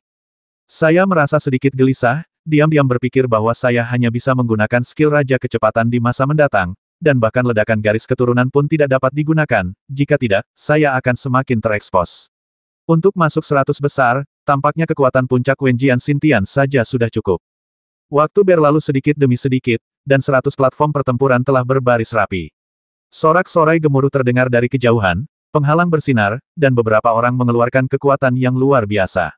Banyak tokoh terkemuka di bawah usia 30 tahun berpartisipasi dalam kompetisi Zongzu ini, termasuk banyak tokoh kuat di tingkat alam Tailing, yang sangat menarik perhatian. Menjelang tengah hari, 50 kompetisi telah usai, tetapi para pendeta tidak beristirahat dan meneruskan kompetisi berikutnya yang sedang berlangsung dengan penuh semangat. Pertandingan pertama antara nomor 1 dan nomor 3. Teriak jenderal yang mempertahankan panggung. Pemuda nomor 1 melompat ringan ke atas panggung. Dengan getaran telapak tangannya, pedang itu berdentuman, dan untaian kekuatan Raja Manusia mulai mengalir. Sudut mulutnya terangkat, dan ia tersenyum kepada penonton. Qian Renwu, bertarunglah denganku, biarkan aku melihat jurus pedang 1000 pedangmu. Nomor 3 adalah Qian Renwu, seorang pendekar pedang yang tampak jauh lebih dewasa daripada usianya. Ia berada di tahap akhir Raja Manusia dan terkuat di tahap 7. Mengalahkannya praktis akan menjamin tempat di 100 besar. Qian Renwu, menggenggam pedang panjang kuno dan dengan tatapan tajam, melompat ke atas panggung dan berseru, kau bukan tandinganku. Aku tahu, aku hanya ingin melihat teknik pedang 1000 pedang. Baiklah, sesuai keinginanmu. Begitu kata-kata itu terucap, kekuatan kedua pria itu hampir meledak bersamaan. Si nomor 1 mengulurkan pedang panjangnya dan menusukkannya ke bahu Qian Renwu seperti ular berbisa. Serangan itu cepat dan sangat kejam, tetapi Qian Renwu cukup tenang. Ia mengumpulkan energi untuk melindungi diri dan menggeser kaki kanannya ke belakang. Bersamaan dengan itu, pedang kuno itu melesat. Dalam sekejap, segala macam aturan di udara seakan runtuh seketika, berubah menjadi aura pedang dan membombardir lawan. Seolah-olah ratusan energi pedang diledakkan hanya dalam sekejap. Sungguh teknik pedang 1000 pedang. Aku tak kuasa menahan diri untuk bersorak dalam hati. Qian Renwu ini memang lawan yang tangguh. Mental pedangnya telah mencapai level Wenjian Xintian yang tinggi, dan ia hanya selangkah lagi dari puncak. Lihatlah aku mematahkan ilmu pedangmu. Pemuda nomor 1 meraung, dan darah Raja Manusia di tubuhnya seakan mendidih. Ia telah mengaktifkan jurus Raja Manusia, dan lengannya bergerak naik turun. Ratusan aura pedang meledak dalam satu tarikan napas. Di tengah suara bilah pedang yang beradu, aura pedang yang diayunkan Qian Renwu hampir hancur total. Siapapun yang berani menantang Qian Renwu benar-benar punya trik tersembunyi. Namun, tepat setelah melepaskan jurus Raja Manusianya, kekuatannya sempat menurun. Pada saat itu, Qian Renwu tiba-tiba bergerak maju, menusukkan pedang kunonya dengan hati-hati ke leher lawannya. Satu tusukan saja bisa saja menghabisi nyawa lawannya, tetapi Qian Renwu berhenti sejenak, menarik kembali pedang kunonya, dan berkata, terima kasih. Wajah pemuda nomor 1 itu agak pucat. Ia pasti sangat terkejut. Ia kalah dalam 2 gerakan. Qian Renwu ternyata jauh lebih kuat dari yang ia bayangkan. Sekelompok orang di sekitarku juga memandang Qian Renwu. Beberapa dari mereka mengangguk sesekali, seolah-olah sedang mencoba memahami teknik pedang Qian Ren. Hanya dengan mengenal diri sendiri dan musuhmu, kau dapat memenangkan setiap pertempuran. Beberapa orang yang lebih kuat telah menganggap Qian Renwu sebagai lawan terkuat dalam pertempuran ini. Qian Renwu berjalan meninggalkan panggung, menatapku tajam dengan matanya yang bagaikan elang, lalu berjalan pergi tanpa mengucapkan sepatah kata pun. Kompetisi berlanjut, dan ketika giliranku tiba, lawanku adalah seorang pemuda di puncak alam kendali bintang. Ia tidak mengancam, jadi aku menjatuhkannya dengan satu pedang dan ia langsung maju ke babak berikutnya. Dalam sekejap mata, 2 ronde lagi berlalu, dan jumlah orang di sekitar panggung pertempuran No. 7 semakin sedikit. Setelah 4 ronde, jumlah orang berkurang dari 100 menjadi 8. Banyak orang beruntung mendapatkan bye ronde, tetapi saya tidak. Setelah mengalahkan 4 lawan berturut-turut, saya maju ke 8 besar panggung pertempuran ini. Hanya ada 8 orang di tepi panggung pertempuran, dan semuanya berada di level Raja Manusia. Yang terjadi selanjutnya adalah pertarungan sungguhan antara naga dan harimau. Jenderal yang mempertahankan panggung berkata dengan suara rendah, pertandingan berikutnya, nomor 3 melawan nomor 25. Qian Renwu kembali naik ke panggung, dan nomor 25 adalah seorang pemuda yang sangat mahir dalam ilmu pedang Yi. Ia berasal dari Gunung Longwu, mengenakan jubah Tao, dan hati pedangnya cemerlang dan jernih. Ia tampak seperti hati pedang Suihan tingkat 2. Ia berpenampilan tampan dan mengangguk dari kejauhan, berkata saya Zhou Yu, murid inti Gunung Longwu. Tolong ajari saya. 1000 senjata pedang. Kekuatan Raja Manusia meletus seketika, Zhou Yu mengambil inisiatif, dan dengan jentikan jarinya, niat pedang yang sangat kuat melesat keluar, langsung menuju wajah Qian Renwu, dengan aura yang agung. Pemuda ini berada di tahap tengah alam Raja Manusia, tetapi kondisi mental pedangnya sama dengan Qian Renwu, keduanya berada pada tingkat tinggi pikiran meminta pedang. Begitu niat pedang diaktifkan, kecepatannya sangat cepat dan dahsyat. Sial, pedang kuno Qian Renwu terangkat, dan setelah menangkis pedang Zhou Yu, tubuhnya sedikit bergetar, tetapi kakinya tidak bergerak sama sekali. Ia telah memperoleh keunggulan relatif dalam hal kekuatan.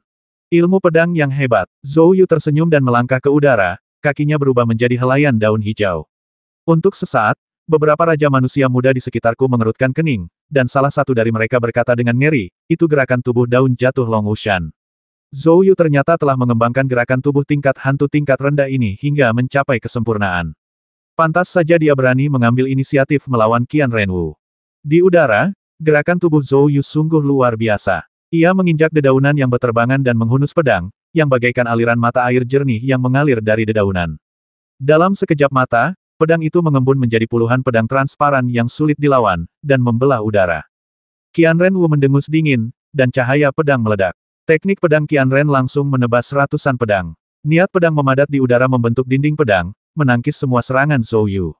Saat niat pedang kedua belah pihak menghilang, Qian Renwu beralih dari bertahan ke menyerang, menginjak lempengan batu bertulis di medan perang, dan menebas 3 pedang berturut-turut. Dang dang dang, Zhou Yu menangkis ketiga pedang tersebut, tetapi setiap pedang yang ia tangkis lebih ceroboh daripada yang sebelumnya. Saat ia menangkis pedang ketiga, ia sudah berada di tepi medan perang.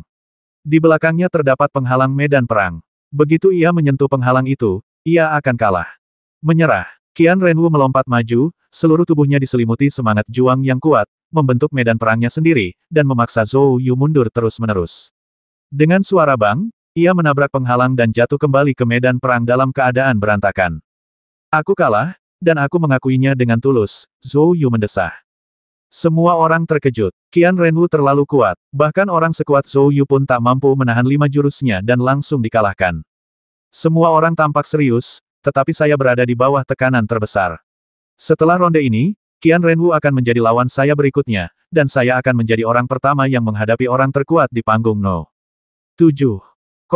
Nomor 3 menang. Jenderal yang mempertahankan panggung berteriak, pertandingan berikutnya, nomor 27 melawan nomor 46. Nomor 46 adalah seorang pemuda yang hampir berusia 30 tahun. Karena aturan alam atas lebih lengkap dan energi spiritualnya melimpah, mereka yang telah memasuki alam Raja Manusia di alam atas dapat hidup lebih dari 200 tahun. Justru karena itulah pemuda berusia 30 tahun ini terlihat sangat muda. Menurut aturan alam atas, siapapun yang berusia di bawah 30 tahun dapat disebut remaja, sehingga ia hampir tidak dapat dianggap sebagai Raja Manusia Muda, tetapi dalam 1 atau 2 tahun ia harus mengubah gelarnya menjadi Raja Muda. Aku Xie Tianli, murid inti Sekte Changsheng.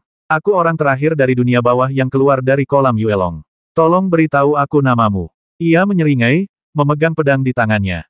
Tebasan putih, kataku dengan tenang sambil menatapnya dan berkata, apakah para pendeta dari alam bawah menyinggungmu? Tidak, Xie Tianli mengangkat sudut mulutnya, memperlihatkan ekspresi mengejek. Ia berkata, mereka yang berasal dari alam bawah akan selalu menjadi kultivator dari alam bawah. Apa kau benar-benar berpikir kau bisa berubah dari ikan mas menjadi naga begitu kau keluar dari kolam naga melompat? Dengan tenang aku berkata, izinkan aku bertanya satu hal lagi, apakah para pendeta dari alam bawah telah menyinggungmu? Tidak, lalu mengapa kamu memandang rendah dunia bawah?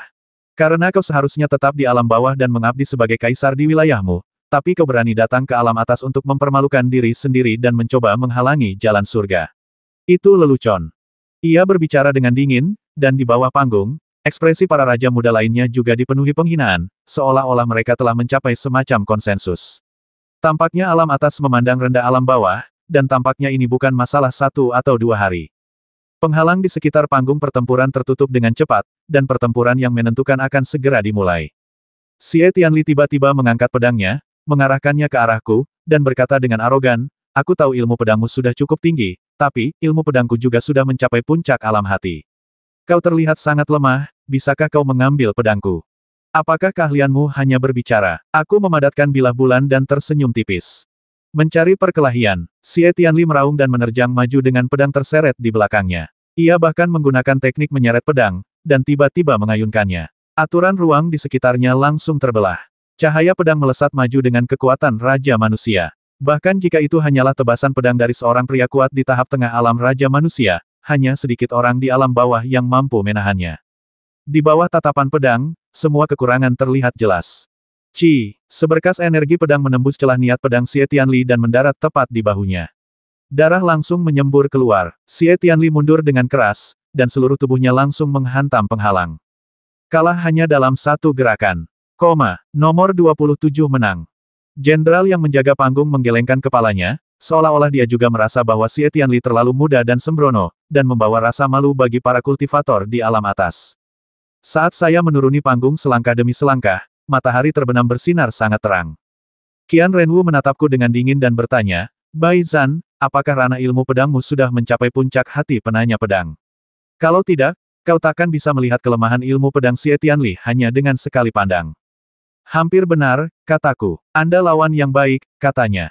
Aku tidak mengatakan apa-apa, tetapi aku merasa dalam hatiku bahwa dia bukanlah lawan yang tangguh. Jika aku masih memiliki semua kemampuanku, bahkan jika dia selevel Qian Renwu, aku bisa mengalahkannya paling banyak hanya dengan 3 gerakan. Tentu saja, aku tidak bisa mengatakan hal-hal seperti itu dengan lantang. Seseorang harus rendah hati dan sopan. Keempat orang di babak kedua belum memulai kompetisi, tetapi mereka semua mulai memeriksa ulang saya dan mulai menganggap saya sebagai pesaing yang setingkat dengan Qian Renwu.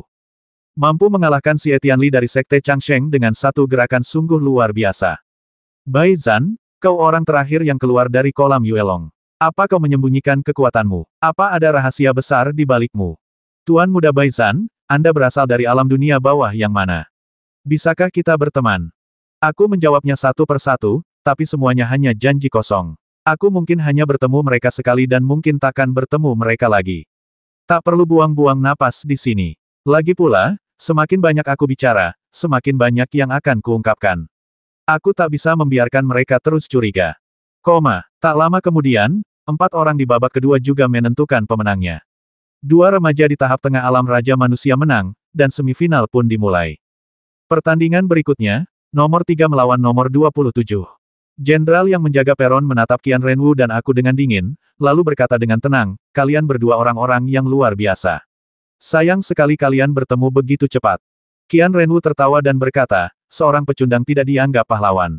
Benar sekali. Aku pun melangkah ke panggung pertempuran, mengangkat tanganku dan menghunus pedang bulan dari kehampaan, hati dan pedangku selaras, mengarahkannya dari kejauhan, dan berkata, jika aku mengalahkanmu, aku akan menjadi salah satu dari 100 elit teratas yang dipilih oleh Zhongzhu.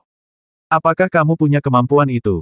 Qian Renwu terkekeh. Keahlian pedangmu membuatku mengagumimu. Namun, Mengenai kondisi mentalmu, sebagai seorang kultivator dari alam bawah yang membangkitkan garis keturunan Raja Manusia dengan aturan yang belum lengkap, kau harus tahu bahwa kultivasi tidaklah mudah.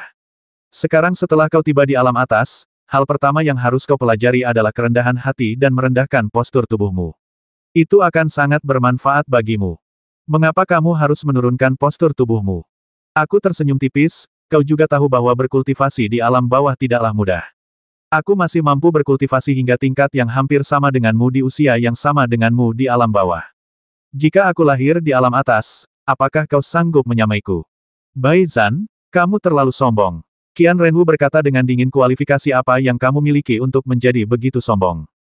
Aku bisa mengalahkanmu. Tiba-tiba, jurus Raja Manusia muncul, dan aku tiba di hadapan Qian Renwu hampir seketika. Pedang bulan itu terdorong pelan dan berubah menjadi pedang bundar yang menembus dada Qian Renwu. Teknik gunung lukisan 9 kuda bergema, membentuk medan kecil di sekitarnya untuk menekan kekuatan Qian Renwu.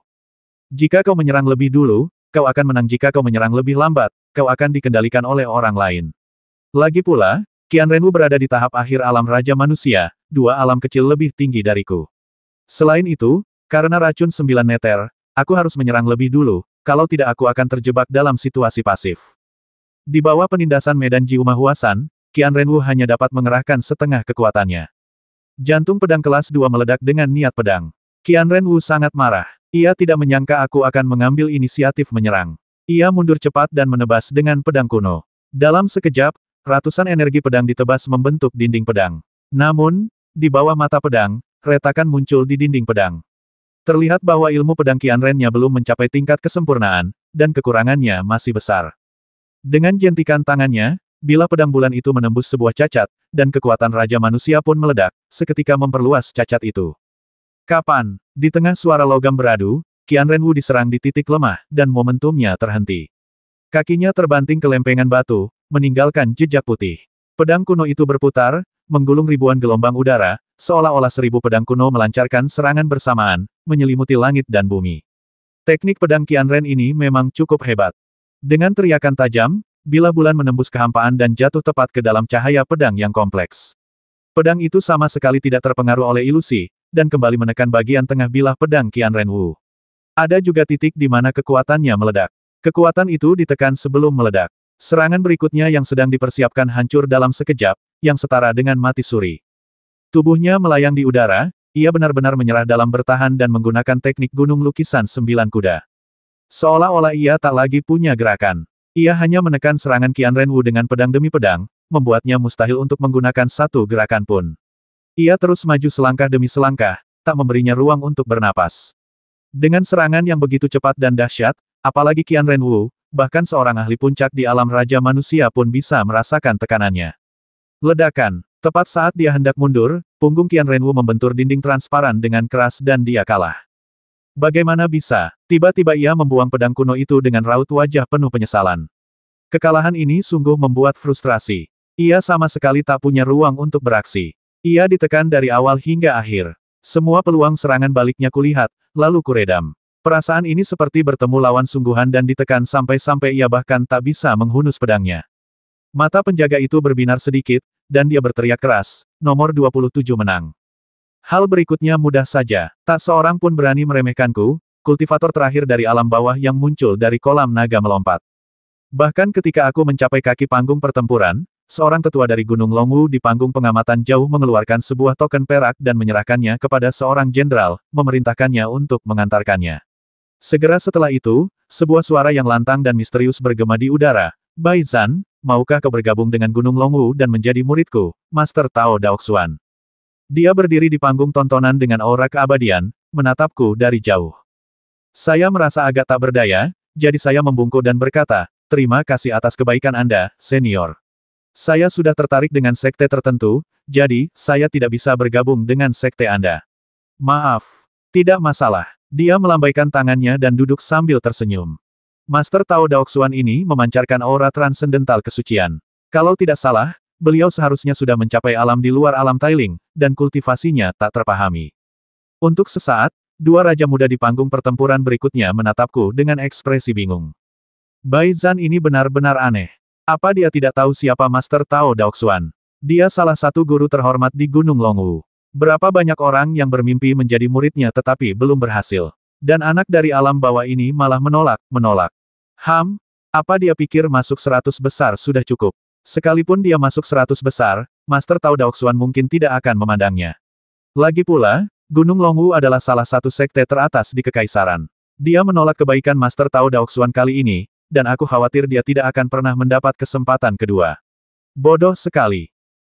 Aku mendengar semua kata-kata ini, tapi tidak berkata apa-apa. Tidak ada cara lain. Ada banyak alasan mengapa aku tidak ingin bergabung dengan Gunung Longwu. Pertama, aku harus pergi ke Akademi Tianfeng untuk mencari Suyan. Kedua, semua murid Gunung Longwu berambut panjang dan disanggul dan disebut Taois hidung sapi. Karena alasan inilah aku tidak bisa pergi ke Gunung Longwu. Setelah aku bergabung dengan Sekte Tao, bagaimana aku akan menghadapi Xiao Yan di masa depan? Mungkinkah aku secara tidak sengaja melupakan urusan duniawi? Tidak lama kemudian, kedua pemain di babak kedua memutuskan pemenangnya, dengan seorang pendekar pedang di tahap tengah alam Raja Manusia menjadi pemenangnya. Duel berikutnya sangatlah sederhana, pemenangnya ditentukan dalam 10 gerakan, dan saya secara resmi menjadi satu-satunya pemenang di panggung nomor 7, dan masuk dalam peringkat 100 teratas dalam kompetisi Zongzu ini. Pada saat kompetisi berakhir, banyak keluarga kuat mengulurkan cabang zaitun, tetapi saya menolak semuanya dan tidak menerima undangan dari kekuatan manapun. Dia langsung kembali ke penginapan dan melanjutkan latihan untuk mengeluarkan racun dari tubuhnya. Pada malam hari, bulan bersinar terang di langit, dan cahaya bulan di Zongzu sangat terang, dan keindahannya bagaikan mimpi yang mempesona. Nusan duduk anggun di dekat jendela, kemeja putihnya seputih salju, membingkai sosoknya yang anggun dan berlekuk dengan daya tarik yang tak terbantahkan. Selembar selempang sutra yang tersampir di pinggangnya beriak tertiup angin, menciptakan pemandangan yang memikat di ruangan itu. Sambil menatap cahaya bulan, ia berkata, karena kita sudah masuk 100 besar, sesuai rencanamu, kita harus mengundurkan diri besok. Apa kita masih mau pergi ke arena pertarungan? Pergi. Aku mengerutkan kening dan berkata, terakhir kali aku menyelidiki Akademi Tianfeng, aku terhalang di luar. Aku berubah pikiran. Besok adalah kompetisi untuk 100 elit teratas di Zongzu. Sebagai akademi nomor 1 di Zongzu, Akademi Tianfeng pasti akan mengirim seseorang untuk mengawasi kompetisi. Kepala sekolah dan ketuanya terlalu tinggi pangkatnya dan mungkin tidak akan datang, jadi kurasa orang yang dikirim Akademi Tianfeng untuk mengawasi kompetisi itu mungkin adalah Santo Li Qingyin. Begitu Li Qingyin tiba, aku bisa mencari tahu keberadaan Xiao Yan. Ya, benar, dia berkata dengan lemah, tapi bagaimana jika Li Qingyin tidak datang? Aku terdiam sejenak, lalu mendongak dan berkata, kalau begitu, ayo kita berjuang sekuat tenaga. Kita akan mengambil langkah apapun yang bisa kita ambil. Jika kita bisa masuk 10 besar, itu akan lebih baik lagi. Sebagai anak ajaib 10 besar kompetisi Zongzu, aku seharusnya bisa mengunjungi Akademi Tianfeng dan melewati gerbang gunung. Mungkin, Akademi Tianfeng dijaga ketat. Pokoknya, berhati-hatilah. Bagus. Dia tidak berlatih terlalu lama malam itu dan tidur lebih awal. Keesokan harinya, dia terbangun karena kokok ayam jantan. Dia mengenakan pakaian bersih, memasang cincin tulang luar angkasa, dan pergi keluar, langsung menuju platform pertempuran di pusat kota. Bahkan lebih banyak orang yang menghadiri kompetisi 100 teratas, dan banyak sekte kuno mengirimkan orang untuk menonton kompetisi tersebut. Sepanjang jalan, para pejalan kaki bersemangat dan banyak mengobrol. Kompetisi seni bela diri hari ini pasti seru, dengan begitu banyak orang berbakat yang berkumpul. Kudengar beberapa siswa paling berbakat dari Akademi Tianfeng, Akademi Bailu, Gunung Longwu, dan Menara Bahuang semuanya berpartisipasi dalam kompetisi 100 besar ini. Jika kalian memperhatikan dengan saksama, kalian mungkin bisa mendapatkan beberapa wawasan. Sayang sekali peri suci Qingyin dari Akademi Tianfeng tidak berpartisipasi, kalau tidak, pasti akan lebih seru lagi. Peri Qingyin begitu agung dan perkasa, bagaimana mungkin dia bisa berpartisipasi dalam kompetisi seleksi elit? Jika dia ikut, aku khawatir tak seorang pun akan mampu menahan satu pukulan pun darinya. Hasilnya pasti sudah diputuskan, tanpa ada ketegangan. Tapi kabarnya peri Qingyin akan berada di tribun penonton hari ini. Perjalanan ini pasti sepadan untuk melihat kecantikannya yang tak tertandingi. Ya, gelar peri wanita nomor 1 di alam atas memang pantas. Banyak orang berbakat dan luar biasa yang ingin mengejarnya, tetapi ditolak. Peri Qingyin adalah calon kepala sekolah Akademi Tianfeng. Dia berdedikasi untuk memahami jalan surga. Bagaimana mungkin dia melirik para pelamar itu? Saat orang yang lewat berbisik-bisik, aku mempercepat langkahku. Dalam semalam, 100 platform pertempuran dihancurkan, dan sebagai gantinya berdiri sebuah platform raksasa, setinggi hampir 20 meter, dikelilingi tribun berbentuk bulan. Arena ini dapat menampung setidaknya ratusan ribu orang yang menyaksikan pertempuran secara bersamaan, dan dipenuhi aura senjata spiritual, seperti senjata magis yang besar. Ini memberikan gambaran sekilas tentang warisan kota Zhongzhou yang mendalam. Tuan Muda Bai, silakan kemari. Setelah masuk 100 besar, perlakuan yang saya terima berbeda. Sederet prajurit berbaju besi membawa saya ke area kontestan tak jauh dari panggung pertempuran. Sebagian besar dari 99 anggota 100 besar lainnya tiba, dan masing-masing dari mereka memiliki tatapan dingin di mata mereka. Mungkin saya sudah menjadi nomor 1 dengan menjadi raja di panggung pertempuran nomor 7, tetapi di mata sekelompok orang ini, saya tampak tidak berarti. Lagi pula, saya masih berada di tahap awal alam Raja Manusia. Kekuatan saya mungkin tersembunyi, tetapi aura alam saya tidak dapat dibohongi. Setelah berdiri diam, ia membuka mata pedangnya dan melihat sekeliling, tetapi ia sedikit kecewa. Ratusan ribu penonton telah tiba, termasuk para leluhur dengan aura yang luar biasa, tetapi Su Yan dan Li Qingyin tidak terlihat. Akademi Tianfeng memang mengirim orang untuk menonton pertarungan, dan mereka berada di posisi paling menonjol, tetapi beberapa kursi kosong, dan Li Qingyin serta Su Yan tidak terlihat. Saya merasa sedikit kecewa. Mungkinkah saya terlambat?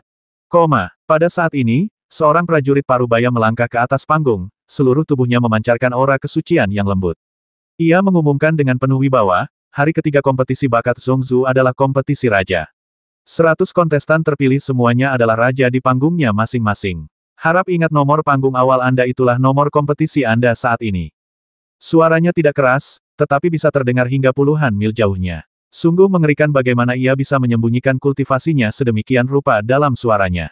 Sekarang, turnamen raja dimulai. Raja tahap 1 melawan raja tahap 2. Silakan naik ke panggung.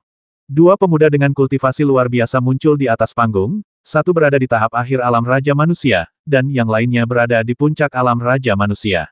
Keduanya memiliki aura yang kuat, dan keduanya adalah kultivator pedang dengan mata tajam. Turnamen Raja cukup menarik, setiap permainan merupakan pertarungan antara raja-raja muda. Akulah Raja platform pertempuran nomor 7, dan juga yang terlemah. Di antara 100 orang itu, akulah satu-satunya yang berada di tahap awal alam Raja Manusia. Yang terlemah di antara yang lain sudah berada di tahap akhir alam Raja Manusia. Bahkan ada beberapa yang telah menembus alam Raja Manusia dan mencapai alam Tailing yang legendaris, bangkit untuk kedua kalinya. Di medan perang, badai pedang dan api pedang saling terkait. Salah satu dari dua raja muda itu mempraktikkan teknik pedang yang berelemen angin, sementara yang lainnya mempraktikkan teknik pedang yang berelemen api. Api tidak memiliki keunggulan atas angin, tetapi pemuda itu mengandalkan level pedangnya, yang hampir mencapai puncak medan hati yang meminta pedang, untuk menang. Setelah hampir 50 gerakan, ia menjatuhkan lawannya dari medan perang dan memenangkan ronde pertama. Berikutnya adalah pertarungan antara Raja Platform Pertempuran nomor 3 dan Raja Platform Pertempuran nomor 4, diikuti oleh pertarungan antara Raja Platform Pertempuran nomor 5 dan No. 6. Ketika badai api melanda platform pertempuran dan seseorang jatuh ke tanah, giliranku untuk bertarung dengan Raja Platform Pertempuran No. 8.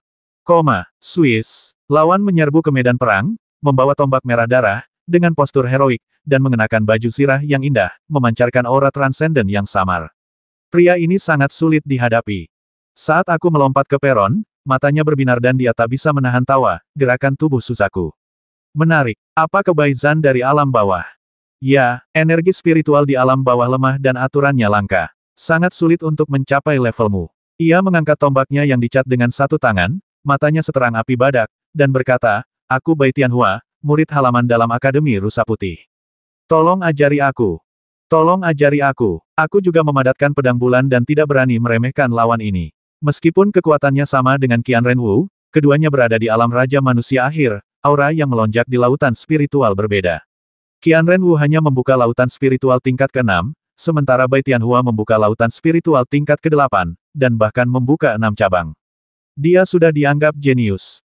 Terlebih lagi, dia berasal dari Akademi Bailu. Konon, Akademi Bailu dan Akademi Tianfeng hanya dipisahkan oleh sebuah sungai. Mereka adalah dua akademi besar yang telah berdiri sejak abad pertengahan. Mereka bagaikan pilar-pilar Zhongzhou yang menjulang tinggi. Mereka telah melewati banyak badai dan selamat dari bencana yang tak terhitung jumlahnya yang menghancurkan dunia. Murid-murid inti Akademi Bailu pastilah luar biasa. Tombak yang dilukis itu berayun ringan, meninggalkan jejak di udara seperti naga yang menyala-nyala, bahkan samar-samar embusan napas naga asli. Itu adalah teknik naga asli yang belum sempurna, dengan aura naga asli yang samar, dan jejak yang ditinggalkan oleh tombak yang dilukis itu tertiup angin sangat indah, yang membuatku sedikit tidak dapat melihatnya, dan berperan dalam membingungkan mata surgawi. Desir, tombak yang dicat itu melesat maju, dan ruang di sekitarnya berhamburan menghindari kekuatan dahsyat Bai Tianhua. Pedang bulan itu mencuat, dan dengan suara dentang, tombak yang dicat itu terguncang. Aku mundur puluhan langkah karena hantaman ini. Untungnya, medan perangnya cukup luas, kalau tidak aku mungkin sudah melewati batas.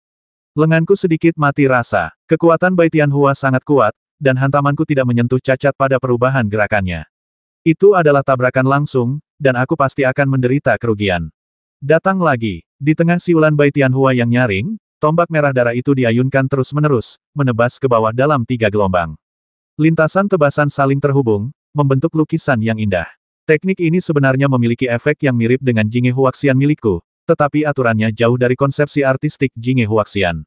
Namun, teknik ini memiliki efek penghambatan tertentu pada mata surgawi Dao Pedang. Pedang bulan itu melesat maju dengan cepat, tetapi aku butuh 9 serangan untuk menangkis 3 tombak yang terhunus siang itu. Tubuhku tertindas oleh medannya, jadi aku harus menggunakan gerakan tubuh Suzaku untuk bergerak ke samping dan menghindar. Ledakan, tombak yang dicat itu menghantam tanah di medan perang, menyebabkan sebuah batu retak dan serpihan batu beterbangan. Batu jenis ini sangat keras dan tidak dapat dihancurkan oleh orang biasa. Ini menunjukkan betapa dahsyatnya serangan Bai Tianhua. Menatapku, Bai Tianhua tersenyum tipis dan berkata, "Aku tahu kau telah menguasai semacam mata dewa, tetapi Tianfeng Hualujue yang kulatih adalah kekuatan yang memisahkan aturan ruang. Jika kau melucuti aturan nyata dan ilusi lalu melancarkan serangan di saat yang bersamaan, mata dewamu akan sia-sia." Tombak yang dicat itu menyapu dan menjatuhkanku lagi. Kali ini, mulut harimau itu patah dan berdarah. Sungguh tidak baik. Bertemu dengan seorang master selevel ini di pertarungan pertama turnamen Raja sungguh memilukan. Menatap ke seberang panggung pengamatan, pusat Akademi Tianfeng masih kosong, mereka belum sampai. Aku tak bisa menahan rasa kecewa, tapi semangat juang di hatiku membara. Bukankah seharusnya aku bertahan sampai Su Yan tiba? Bukankah seharusnya aku membiarkannya melihat bahwa aku masih hidup di dunia ini dengan tekad yang kuat? Dengan lengannya yang bergetar, Zuk terbang cepat, berputar di udara dengan sudut yang aneh, menghindari serangan Bai Tianhua 2 kali berturut-turut. Pada saat yang sama, ia menggunakan dunia spiritual virtual untuk memahami aturan ruang di sekitarnya. Dikombinasikan dengan mata pedang, ia dapat langsung melihat aturan serangan Tianfeng Hualujue. Dalam gulungan berwarna darah itu, terdapat cahaya dingin, yang merupakan tujuan sebenarnya dari Bai Tianhua. Memanggil, pedang bulan itu menunjuk, penuh dengan kekuatan Raja Manusia, dan langsung menyerang titik ledakan kekuatan tombak yang dicat. Di tengah suara logam dan batu, Bai Tianhua terkejut dan mundur berulang kali untuk pertama kalinya. Meskipun ia berada di tahap akhir alam Raja Manusia, lautan spiritual, meridian, dan hati pedangnya tak tertandingi olehku. Memang benar ia lebih kuat dariku, tetapi tak jauh berbeda. Sebaliknya, ia tertinggal setelah aku menyadari kelemahan gerakannya. Kekuatan gunung lukisan 9 kuda yang diguncang oleh pedang ini mulai menggerogoti tubuhnya, menekan fungsi kekuatan rajanya. Panggilan. Dalam sekejap, Bai Tianhua melenyapkan kekuatan Jiu Mahuasan. Lengannya menari liar, dan tombaknya yang dicat melesat ke depan, membawa desisan angin yang mendesis. Sesaat, hujan bunga berwarna darah jatuh dari langit, membentuk lukisan yang mengerikan. Sungguh Bai Tianhua, ia menggunakan arti sebenarnya dari Tianfeng Hualujue begitu cepat. Darahku mendidih, aku melompat dari tanah, membuka telapak tanganku, dan menggunakan teknik unik Hanyuding. Sebuah kuali besar melilit tombak bergambarnya. Pada saat yang sama, bilah bulan di tangan kananku bergerak. Kekuatan Raja Manusia melonjak bagai kekuatan yang luar biasa. Ruang berputar liar, dan rasanya seperti mengaduk angin dan awan. Kekuatan naga untuk menyedot air berlama-lama di sekitar Hanyuding, dan langsung menyedot tombak bergambar yang ditarik Bai Tian. Ingin menahanku. Bai Tianhua tak dapat menahan tawa dan berkata, "Dengan kekuatan seperti ini saja, aku khawatir itu masih agak kurang, saudaraku." Saat ia meraung, angin jernih bertiup dari tombak yang dicat dan berubah menjadi badai, yang hampir menghancurkan konsepsi artistik kuali Hanyu. Sebenarnya, seharusnya saya sudah menduganya sejak lama. Alasan mengapa Tianfeng Hualujue disebut Tianfeng Hualujue adalah karena ia memadukan kekuatan kitab suci kuno Tianfeng. Saya pernah melihat badai jernih ini sebelumnya. Jari hati giok Tianfeng yang diperagakan Xiaoyan mirip dengan aturan ini. Akademi Tianfeng dan Akademi Bailu, hubungan antara dua sekte besar ini tidak sederhana. Sebagai upaya terakhir, saya hanya dapat mengungkapkan sebagian dari kultivasi saya. Ledakan. Dengan suara keras, Kekuatan lautan spiritual tingkat ke-10 dilepaskan sepenuhnya, langsung meningkatkan kekuatan kuali Hanyu dan teknik pengambilan air naga beberapa kali lipat. Dengan suara gemuruh, tubuh Bai Tianhua dan tombak yang dicat jatuh ke pusaran air, dan aku tiba-tiba mengayunkan pedangku dan terbang menjauh, langsung menabrak penghalang yang berjarak puluhan kaki. Aku tidak akan pergi. Bai Tianhua berteriak tegas, dan Wang Li menginjak AC virtual untuk mencoba melawan tren tersebut. Namun saat itu juga, aku menamparnya pelan dari belakang. Ledakan. Guru dari pelataran dalam Akademi Bailu ini terjatuh terlentang di atas penghalang, dan hidungnya memerah akibat terkena penghalang, lalu dia pun tersingkir. Terima kasih atas kebaikanmu, sayangku. Aku mengepalkan tanganku dan tersenyum. Bai Tianhua cukup murah hati. Ia mengangguk dan tersenyum, saudaraku, kepintaranmu sungguh luar biasa. Aku sungguh terkesan. Kuharap kita bisa berteman setelah turnamen raja ini. Bagus. Bai Tianhua orangnya jujur. Dia memperlakukanku seperti saudara hanya karena namaku Bai San. Entah betapa sedihnya dia nanti kalau tahu namaku Bu Yixiwan, bukan Bai. Kalau dipikir-pikir lagi, itu sungguh kejam. Meskipun demikian, mengalahkan Bai Tianhua adalah sesuatu yang patut disyukuri. Pada titik ini, kami telah maju ke 50 besar turnamen raja. Berjalan turun dari arena dan memandang ke kejauhan, pusat Akademi Tianfeng masih kosong, tak seorang pun datang. Kemana Li Qingyin pergi? Apakah ia benar-benar akan melewatkan kompetisi ini? Mungkin, saya harus bertahan sedikit lebih lama, setidaknya sampai dia membawa Xiaoyan untuk menonton pertandingan. Satu demi satu, duel antar raja tersaji di hadapan semua orang. Menjelang siang, ronde pertama akhirnya berakhir. 100 raja yang semula berjumlah 50, kini telah pulih dari cedera mereka dan tidak perlu mempersiapkan apapun. Ronde kedua kompetisi segera dimulai. Ada lebih banyak orang di tribun penonton. Banyak tokoh kuat dengan aura yang sangat dalam muncul diam-diam, dan kultivasi mereka tak terbayangkan.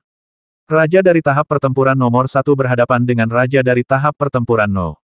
3. Setelah lebih dari 30 gerakan, raja muda dari tahap pertempuran nomor 1 masih unggul dengan mengandalkan ilmu pedang tingkat tinggi di medan jantung penanya pedang, dan dengan demikian menyingkirkan lawannya. Berikutnya, giliran saya bermain di panggung 5 versus panggung 7. Raja muda di panggung pertempuran nomor 5 adalah seorang pemuda dengan cahaya suci bulu Phoenix yang muncul di lengannya.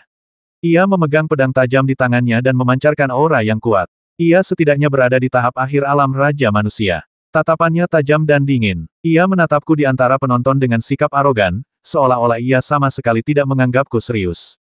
Tepat saat saya hendak naik ke panggung, seseorang berbisik di dekat saya. Bertemu Jin Yi berarti keberuntungan Bai Zhan sudah habis. Dalam pertarungan ini, Bai Zhan pasti akan kalah dalam 10 jurus. Jin Yi bukanlah seseorang yang bisa dihadapi Raja Manusia alam bawah biasa. Memang, Jin Yi adalah keturunan Luan Emas kuno. Garis keturunan yang memungkinkannya memasuki alam Raja Manusia adalah garis keturunan Luan Emas. Konon, ia pernah berkelana sendirian dengan pedangnya melintasi daerah terpencil Zhongzhou dan membantai 7 binatang buas tingkat 4 berturut-turut. Rekor ini cukup untuk melampaui semua raja muda yang telah maju ke 100 besar. Ia juga merupakan pesaing terpopuler dalam kompetisi Zhongzhou ini. Meskipun Bai Zhan tampaknya telah mengalami beberapa pertemuan yang tak terduga, sumber daya alam bawah memang terbatas. Jika ia menemukan peninggalan kuno setingkat Jin Yi, ia akan kalah. Namun, seorang kultivator dari alam bawah bisa mencapai 50 besar dalam pemilihan Zhongzhou sungguh menakjubkan. Saya yakin setelah kompetisi selesai, semua klan besar akan bersaing untuk merebutnya. Aku melangkah ke medan perang, menatap Jin Yi. Peninggalan kuno. Sebenarnya, Qi Yu juga bisa dianggap sebagai peninggalan kuno, tetapi garis keturunan Qi Yu tidak sesuci Jin Yi. Sepertinya garis keturunan Jin Yi telah mengalami transformasi, menjadi sangat suci. Matanya memancarkan aura transenden dari burung dewa Jin Luan. Sebilah pedang tergantung lembut, namun memancarkan niat membasmi yang mengerikan. Jin Yi menatapku dengan sepasang mata emas pucat dan berkata, siapapun yang menghalangi jalanku akan dikalahkan. Aku mengerutkan kening dan berkata, aku punya alasan untuk terus maju, sama sepertimu. Siapapun yang menghalangi jalanku akan kalah. Nada bicaramu keras sekali. Kau tahu siapa aku? Peninggalan kuno, anggota klan Golden Luan, kan? Bukan hanya itu. Tatapan Jin Yi dingin saat ia berbicara, aku juga pangeran dari klan Luan Emas. Ketika aku memasuki alam Raja Manusia, aku membangkitkan garis keturunan Luan Emas Api Merah. Apa kau yakin ingin melawanku? Aku melihatnya bertarung di babak pertama kompetisi. Dia mengalahkan seorang pahlawan di tahap tengah alam Raja Manusia hanya dengan satu gerakan, tanpa menunjukkan kekuatan garis keturunan aslinya sama sekali. Tapi sepertinya kekuatan garis keturunan Luan Emas Api Merah seharusnya cukup mengerikan, kalau tidak, Jin Yi tidak akan begitu percaya diri. Pedang di tangannya luar biasa, dan aku khawatir pedang bulan saja tidak akan mampu menghentikannya. Jadi aku mengangkat tanganku dan menghunus pedang tulang abadi di belakangku. Kapan? Bila pedang itu diselimuti aura keabadian dan bergaung dengan suara yang jernih. Pedang tulang abadi diberikan kepadaku oleh leluhurku, Bu Tianlan. Aku belum benar-benar melepaskan kekuatan pedang tulang abadi, tetapi pedang itu jelas lebih kuat daripada pedang bulan dan termasuk dalam kategori senjata magis yang luar biasa. Para penonton di tempat kejadian semuanya berasal dari alam atas, dan tak seorang pun mengenal pedang tulang abadi milikku. Luo Fan dan yang lainnya terbasmi di alam naga, tetapi Li Qingyin adalah satu-satunya yang mengenal pedang tulang abadi. Aku tidak takut dia mengenalinya, dan dia bahkan belum datang ke panggung tontonan. Sepertinya kamu bertekad untuk bertarung. Jin Yi mengepakkan pedangnya pelan, dan terdengar suara jeritan tajam, dan kekuatan darah di tubuhnya meledak. Untuk sesaat, seolah-olah sayap emas terbentang di belakangnya, sangat sakral, dan benar-benar terkondensasi dari citra Dharma Luan Emas. Momentum seluruh orang itu langsung meningkat hampir 2 kali lipat, sehingga membentuk semacam rasa penindasan di laut roh tingkat ke-10 dan hati pedang segala hal milikku, yang sangat tidak nyaman. Sungguh lawan yang kuat, hatiku mencelos. Tidak, Li Qingyin dan Su Yan belum tiba. Aku tidak boleh kalah sekarang. Setidaknya aku harus bertahan sampai mereka tiba. Jadi hanya ada satu cara, mengalahkan peninggalan kuno ini. Dengan pikiran, Jin Yi dan aku menyerang hampir bersamaan. Pedang tulang abadi menebas kehampaan dan bertabrakan dengan pedang emas Jin Yi. Tiba-tiba, seluruh medan perang berguncang. Dua niat pedang yang sangat kuat saling berbenturan. Untaian niat pedang membentuk badai di sekitar dan bertarung bersama. Bila pedang masih saling menempel, dan kekuatannya terstimulasi sepenuhnya. Ledakan, semburan udara merah tua menyembul keluar dari pedang emas itu, teramat panas, seketika menekan niat pedang 9 kuda lukisan gunung, dan bahkan menghancurkan kekuatan Raja Manusiaku, berguling masuk. Inikah kekuatan garis keturunan Scarlet Flame Golden Luan? Mengerikan sekali. Pedang tulang abadi bergetar sedikit, dan konsepsi artistik Kuali Hanyu melesat keluar, langsung menyelimuti seluruh tubuhnya. Detik berikutnya, ia berada di lautan api. Garis keturunan Luan Emas Api Merah membentuk medan perang yang membakar seluruh medan perang. Jika aku ingin terus bertarung dengan Jin Yi, aku hanya bisa menahan suhu tinggi yang hampir tak tertahankan ini. Terdengar suara mendesis yang konstan, dan Kuali Hanyu langsung terbakar merah. Selama periode ini, Jin Yi dan aku bertarung satu sama lain untuk memperebutkan lebih dari 10 pedang. Aku benar-benar terdesak olehnya dalam hal kekuatan, tetapi untungnya, Jin Yi adalah peninggalan zaman kuno, dan dia tidak begitu mahir dalam ilmu pedang. Dia hanya menguasai ilmu pedang tingkat menengah dari medan jantung pedang. Setidaknya aku mendapatkan keunggulan dalam niat pedang dan sedikit bangkit kembali. Cek-cek, laut spiritual tingkat ke-10. Dia memang pahlawan dari alam bawah. Jin Yi meraung, dan setiap tebasan pedang semakin cepat. Kekuatan garis keturunan api merah dan emas Luan menyembur keluar, membentuk lautan api yang ganas, menyelimuti seluruh medan perang dengan momentum yang membakar segalanya.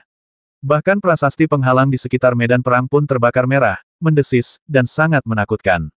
Setelah 3 tebasan berturut-turut, pedang tulang abadi milikku terus-menerus ditangkis, dan kekuatannya pun hancur total. Jangan melawan, atau kau akan mati. Cahaya keemasan samar berkelebat di mata Jin Yi, dan api berkobar di sekitar pedang panjangnya. Ia menghunjamkan pedang itu dengan kekuatan yang luar biasa, dan berteriak, berkultivasi itu tidak mudah. Aku tidak ingin membasmi seorang pahlawan secara tidak sengaja. Pedang ini sangat kuat. Aku menatap langit dan menarik napas dalam-dalam. Aku tak bisa menahan kekuatanku lagi, kalau tidak, aku akan benar-benar mati di medan perang seperti yang dikatakan Jin Yi. Aku langsung membuka mata pedangku dan melihat sumber kekuatan pedang ini. Kemudian, energi dahsyat menyembur keluar dari inti pedang, mengusir api, dan secara resmi mengaktifkan pedang segala hal. Desir, cahaya pedang menebas langit bagaikan bulan purnama, dan pedang abadi membelah bulan. Niat pedang yang membara langsung menghancurkan sumber kekuatan di pedang Jin Yi, menghentikan gerakannya dan membuatnya tidak dapat mengalir dengan lancar. Tepat ketika dia buru-buru mengubah gerakannya, aku terbang dan mengarahkan pedang tepat ke alisnya. Pedang tulang abadi meledak dengan sinar niat pedang yang menggelegar. Para leluhur menunjukkan jalannya kepadaku. Bisa dibayangkan betapa dahsyatnya pedang segala hal yang diaktifkan oleh kekuatan Raja Manusia. Jin Yi sama sekali tidak berani melawan. Ia melambaikan tangannya dan membentuk sayap emas yang menutupinya, bagaikan burung phoenix yang mengepakkan sayap untuk melindungi tubuhnya. Detik berikutnya, penuntun leluhur menembus bayangan bersayap emas itu dengan desir dan terus menusuk ke arah alisnya tanpa henti. Jin Yi terkejut. Dia tak pernah menyangka niat pedangku begitu kuat hingga bahkan bayangan luan emas api merah pun tertembus. Sebenarnya, saya juga sangat terkejut. Saya sama sekali tidak menyangka bisa melihat menembus Dharmakaya. Namun, setelah mencapai tingkat tinggi pencerahan hati pedang, kekuatan niat pedang yang saya aktifkan meningkat beberapa kali lipat, dan saya mencapai hasil yang tidak saya duga. Terlebih lagi, ini tanpa mengaktifkan energi pedang. Jika tidak, kekuatan dan kecepatannya akan meningkat pesat, yang cukup untuk menghancurkan relik kuno ini dengan satu pedang. Saat niat pedang mencapai alisnya, sepasang mata emas muda Jin Yi menampakkan kengerian jangan.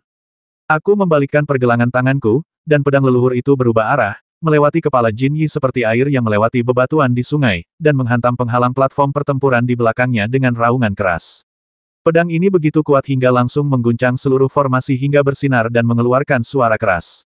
Saya menyerah. Jin Yi menatapku dalam-dalam, dengan kebencian di matanya, dan berkata, Bai Zan, kamu sangat kuat, tapi aku akan menantangmu lagi.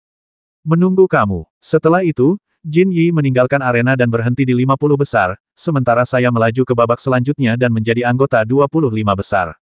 Di bawah panggung, sekelompok raja muda tercengang. Tidak ada yang menyangka saya akan menang, dan mereka bahkan tidak menyangka peninggalan kuno sekuat Jin Yi akan mengakui kekalahan secara sukarela. Ini terlalu langka. Di tengah kerumunan, Zhao Yin dari istana Pangeran Zhao mendengus dingin dan tidak berkata apa-apa. Pemuda lain berwajah sisik hijau memegang pedang tajam di tangannya dan berkata dengan dingin, Bai Zan, teknik pedang apa yang kau gunakan? Kenapa begitu kuat sampai Jin Yi pun tak mampu menghentikanmu? Teknik pedang yang kuciptakan sendiri tidak layak disebutkan, kataku. Ya, dia tersenyum tipis, saya harap kamu bisa bertahan sampai akhir dan bertarung denganku. Orang ini telah mencapai alam Tailing. Melalui diskusi dengan raja-raja muda lainnya, saya mengetahui bahwa namanya adalah Mu Yinfeng, ras alien legendaris yang memiliki kekuatan yang sangat dahsyat. Jika saya benar-benar bertemu dengannya, alam Tailing saja sudah cukup untuk menghancurkan saya. Apakah masih perlu ada pertempuran yang menentukan? Selain Zhao Yin dan Mu Yinfeng, ada beberapa raja yang menatapku dengan tatapan tenang. Di antara mereka, seorang pemuda berjubah Akademi Tianfeng tampak lebih tenang. Setelah bertanya, aku mengetahui bahwa namanya adalah Ning Daofeng, seorang murid Akademi Zetian, salah satu dari 36 Akademi Inti Akademi Tianfeng. Kekuatannya berada di peringkat 10 besar di Akademi Zetian. Konon, ia sangat kuat dan dapat melampaui alam kecil untuk menantang orang kuat di tahap awal alam Tailing. Orang ini juga difavoritkan untuk memenangkan kejuaraan. Karena catatan saya cukup cemerlang, banyak raja muda yang menunggu di ruang tunggu bersikap sangat sopan kepada saya. Mereka menjawab semua pertanyaan saya dan bahkan berinisiatif untuk menunjukkan niat baik, berharap dapat menjalin hubungan baik dengan saya. Lagi pula, kita semua akan berada di alam atas di masa depan, dan setelah pertempuran ini, semua orang akan menjadi tokoh terkenal di Zhongshu. Sudah sepantasnya kita saling menjaga. Lebih baik memiliki satu teman lebih banyak daripada satu musuh lebih banyak. Aku juga tidak menolak. Aku berkomunikasi dengan mereka satu persatu, bahkan mendiskusikan siapa yang akan menjadi yang pertama. Namun, ketika mereka membicarakan kekuatan dan kartu trufku, aku langsung tertawa. Ini adalah hal-hal yang tidak bisa diungkapkan. Di alam atas yang luas, ada banyak orang kuat. Sebelum kau bisa menentukan siapa teman dan siapa musuh, kau harus berhati-hati. Orang yang terlalu banyak bicara dengan orang yang baru dikenalnya seringkali akan menderita kerugian besar. Setelah ronde kedua, seperti yang diduga, Zhao Yin, Mu Yinfeng, dan Ning Daofeng berhasil mengalahkan lawan mereka dengan mudah. Tanda tanya. Ketiga orang ini hampir menghancurkan rekan-rekan mereka dalam 3 gerakan. Kekuatan dan bakat mereka sungguh luar biasa. Para raja manusia muda di tahap tengah dan bahkan akhir alam raja manusia terus-menerus tersingkir dari panggung. Rasanya sungguh pahit. Kalian tahu, orang-orang ini mungkin berada di level kaisar manusia di alam yang lebih rendah, tetapi di sini, mereka hanyalah pecundang. Setelah satu ronde pertempuran, sang jenderal yang bertahan melangkah ke panggung dengan gagang pedang di tangan. Ia tampak gagah dan memancarkan aura penaklukan yang dalam dan agung. Pria ini bukan orang biasa. Ia pasti seorang jenderal yang telah mengalami ratusan pertempuran dan membasmi ribuan jiwa dengan pedangnya. Jika tidak, ia tidak akan memiliki momentum seperti itu dan tidak menunjukkan rasa takut di hadapan orang-orang dari berbagai keluarga besar.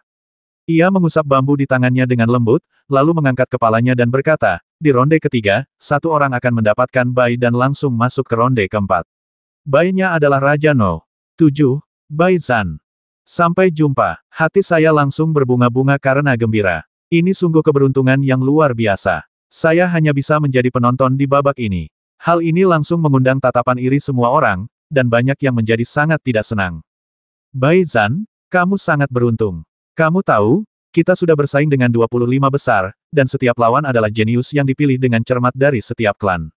Dan kamu bahkan berhasil langsung masuk ke 13 besar. Itu cuma keberuntungan. Kalaupun aku berhasil masuk 13 besar, aku takut aku akan tereliminasi kalau tidak punya kekuatan. Saya tidak marah, saya hanya tersenyum optimis dan berkata, keberuntungan juga bagian dari kekuatan. Kalau kamu tidak terima, tunggu saja saya di 13 besar. Mendengus. Semua orang tampak sangat jijik. Tapi tak ada yang dapat kulakukan, ini hanya keberuntungan. Aku mendongak ke kejauhan. Kursi Li Qingyin masih kosong. Ia masih belum tiba. Tepat saat aku melihat ke sana, Ning Daofeng menatapku, matanya berbinar cemerlang. Ia mencibir, Bai Zan, itu kursi adik perempuanku Qingyin, sang putri suci dari Akademi Tianfeng. Ada apa? Apa kau juga mengagumi adik perempuan Qingyin dan ingin melihat kecantikannya? Ada kemarahan yang tertahan dalam kata-katanya. Aku meliriknya dan berkata, aku khawatir kau sedang membicarakan dirimu sendiri. Kau pengagum Li Qingyin, kan? Jadi apa? Dia tidak menyangkalnya, tetapi mengerutkan kening dan berkata, aku sarankan kau untuk melupakan ide ini.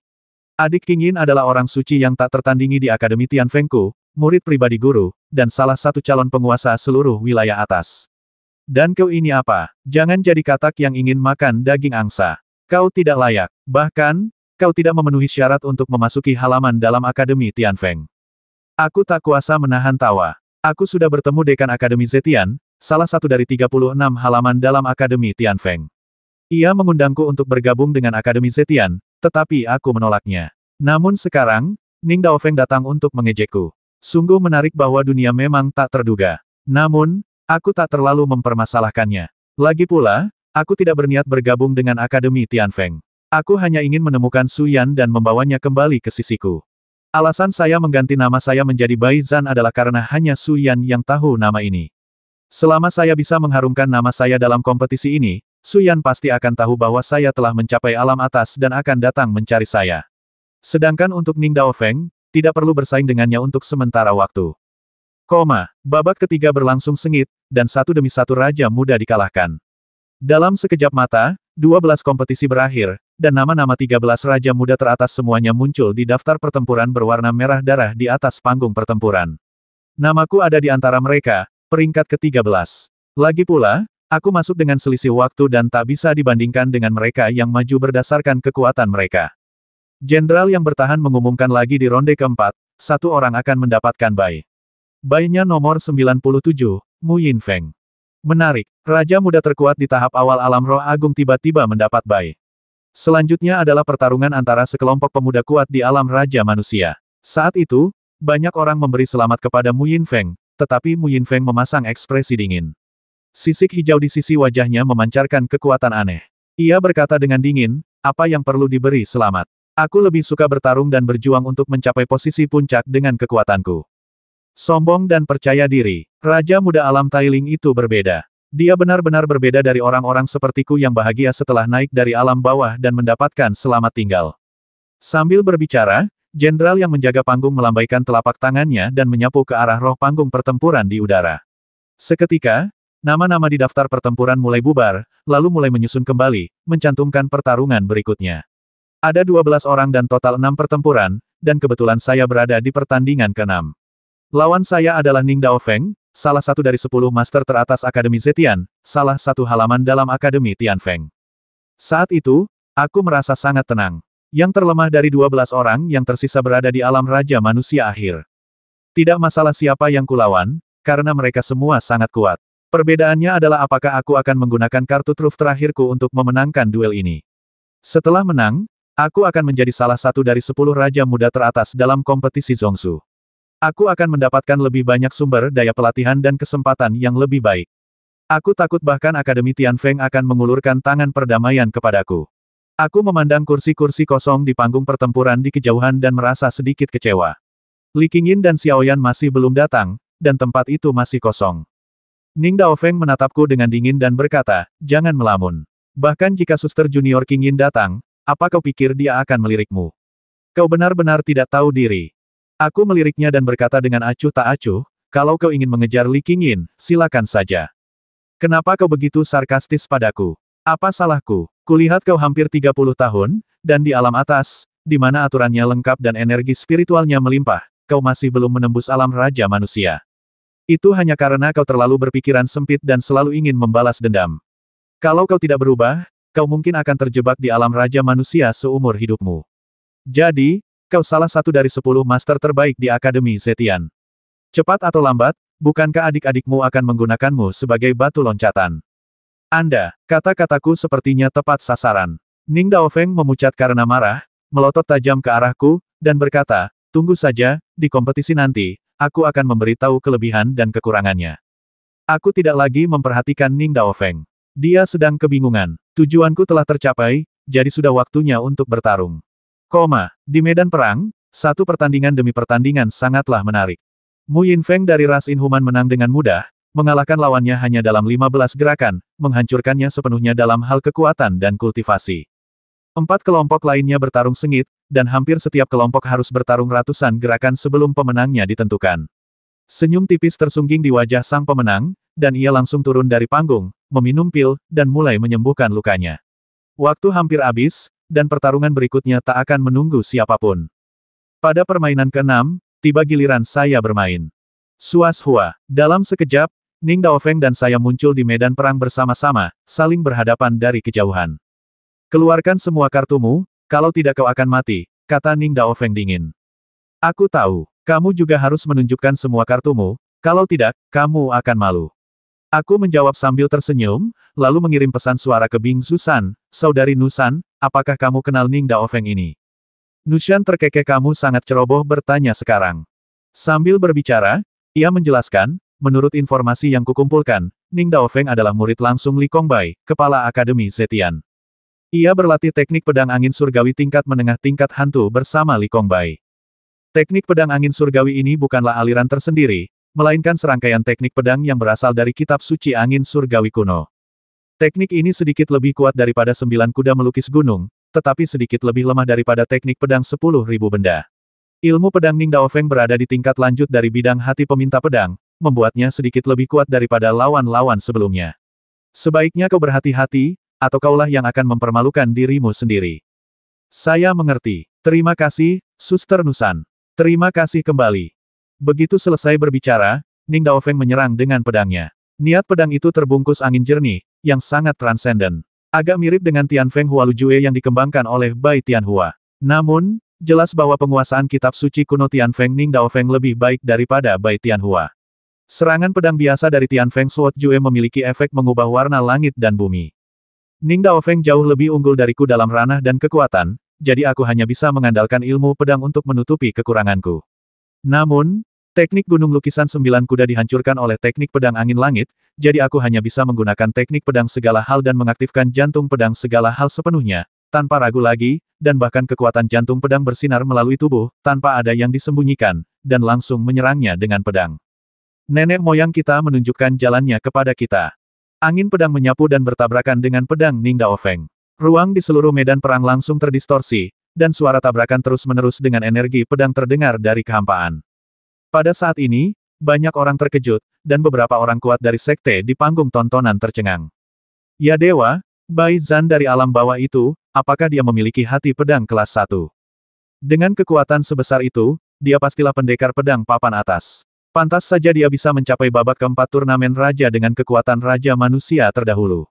Anak ini benar-benar ibel yang tak tertandingi. Ketika Bai Zan adalah orang terakhir yang muncul dari kolam naga melompat, tidak ada klan yang menginginkannya. Sekarang mungkin sudah terlambat untuk menyesal. Seorang raja manusia yang mengerikan dengan ilmu pedang tingkat 1 dan lautan spiritual tingkat 10, seorang jenius seperti ini belum pernah muncul di alam atas setidaknya selama 50 tahun. Sayang sekali dia menyinggung Ning Daofeng.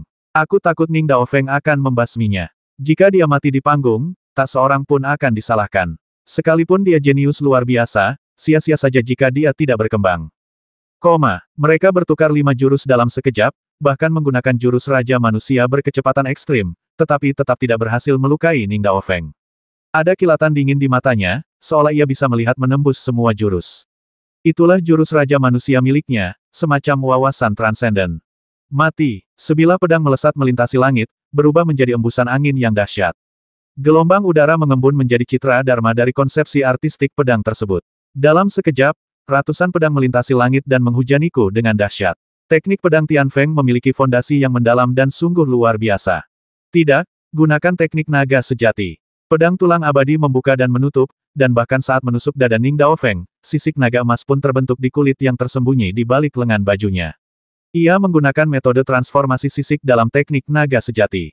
Sesaat, kekuatan naga yang tak terbatas mengalir ke lengannya, dan kekuatan pedang yang ditusuk oleh pedang tulang abadi langsung berlipat ganda. 720.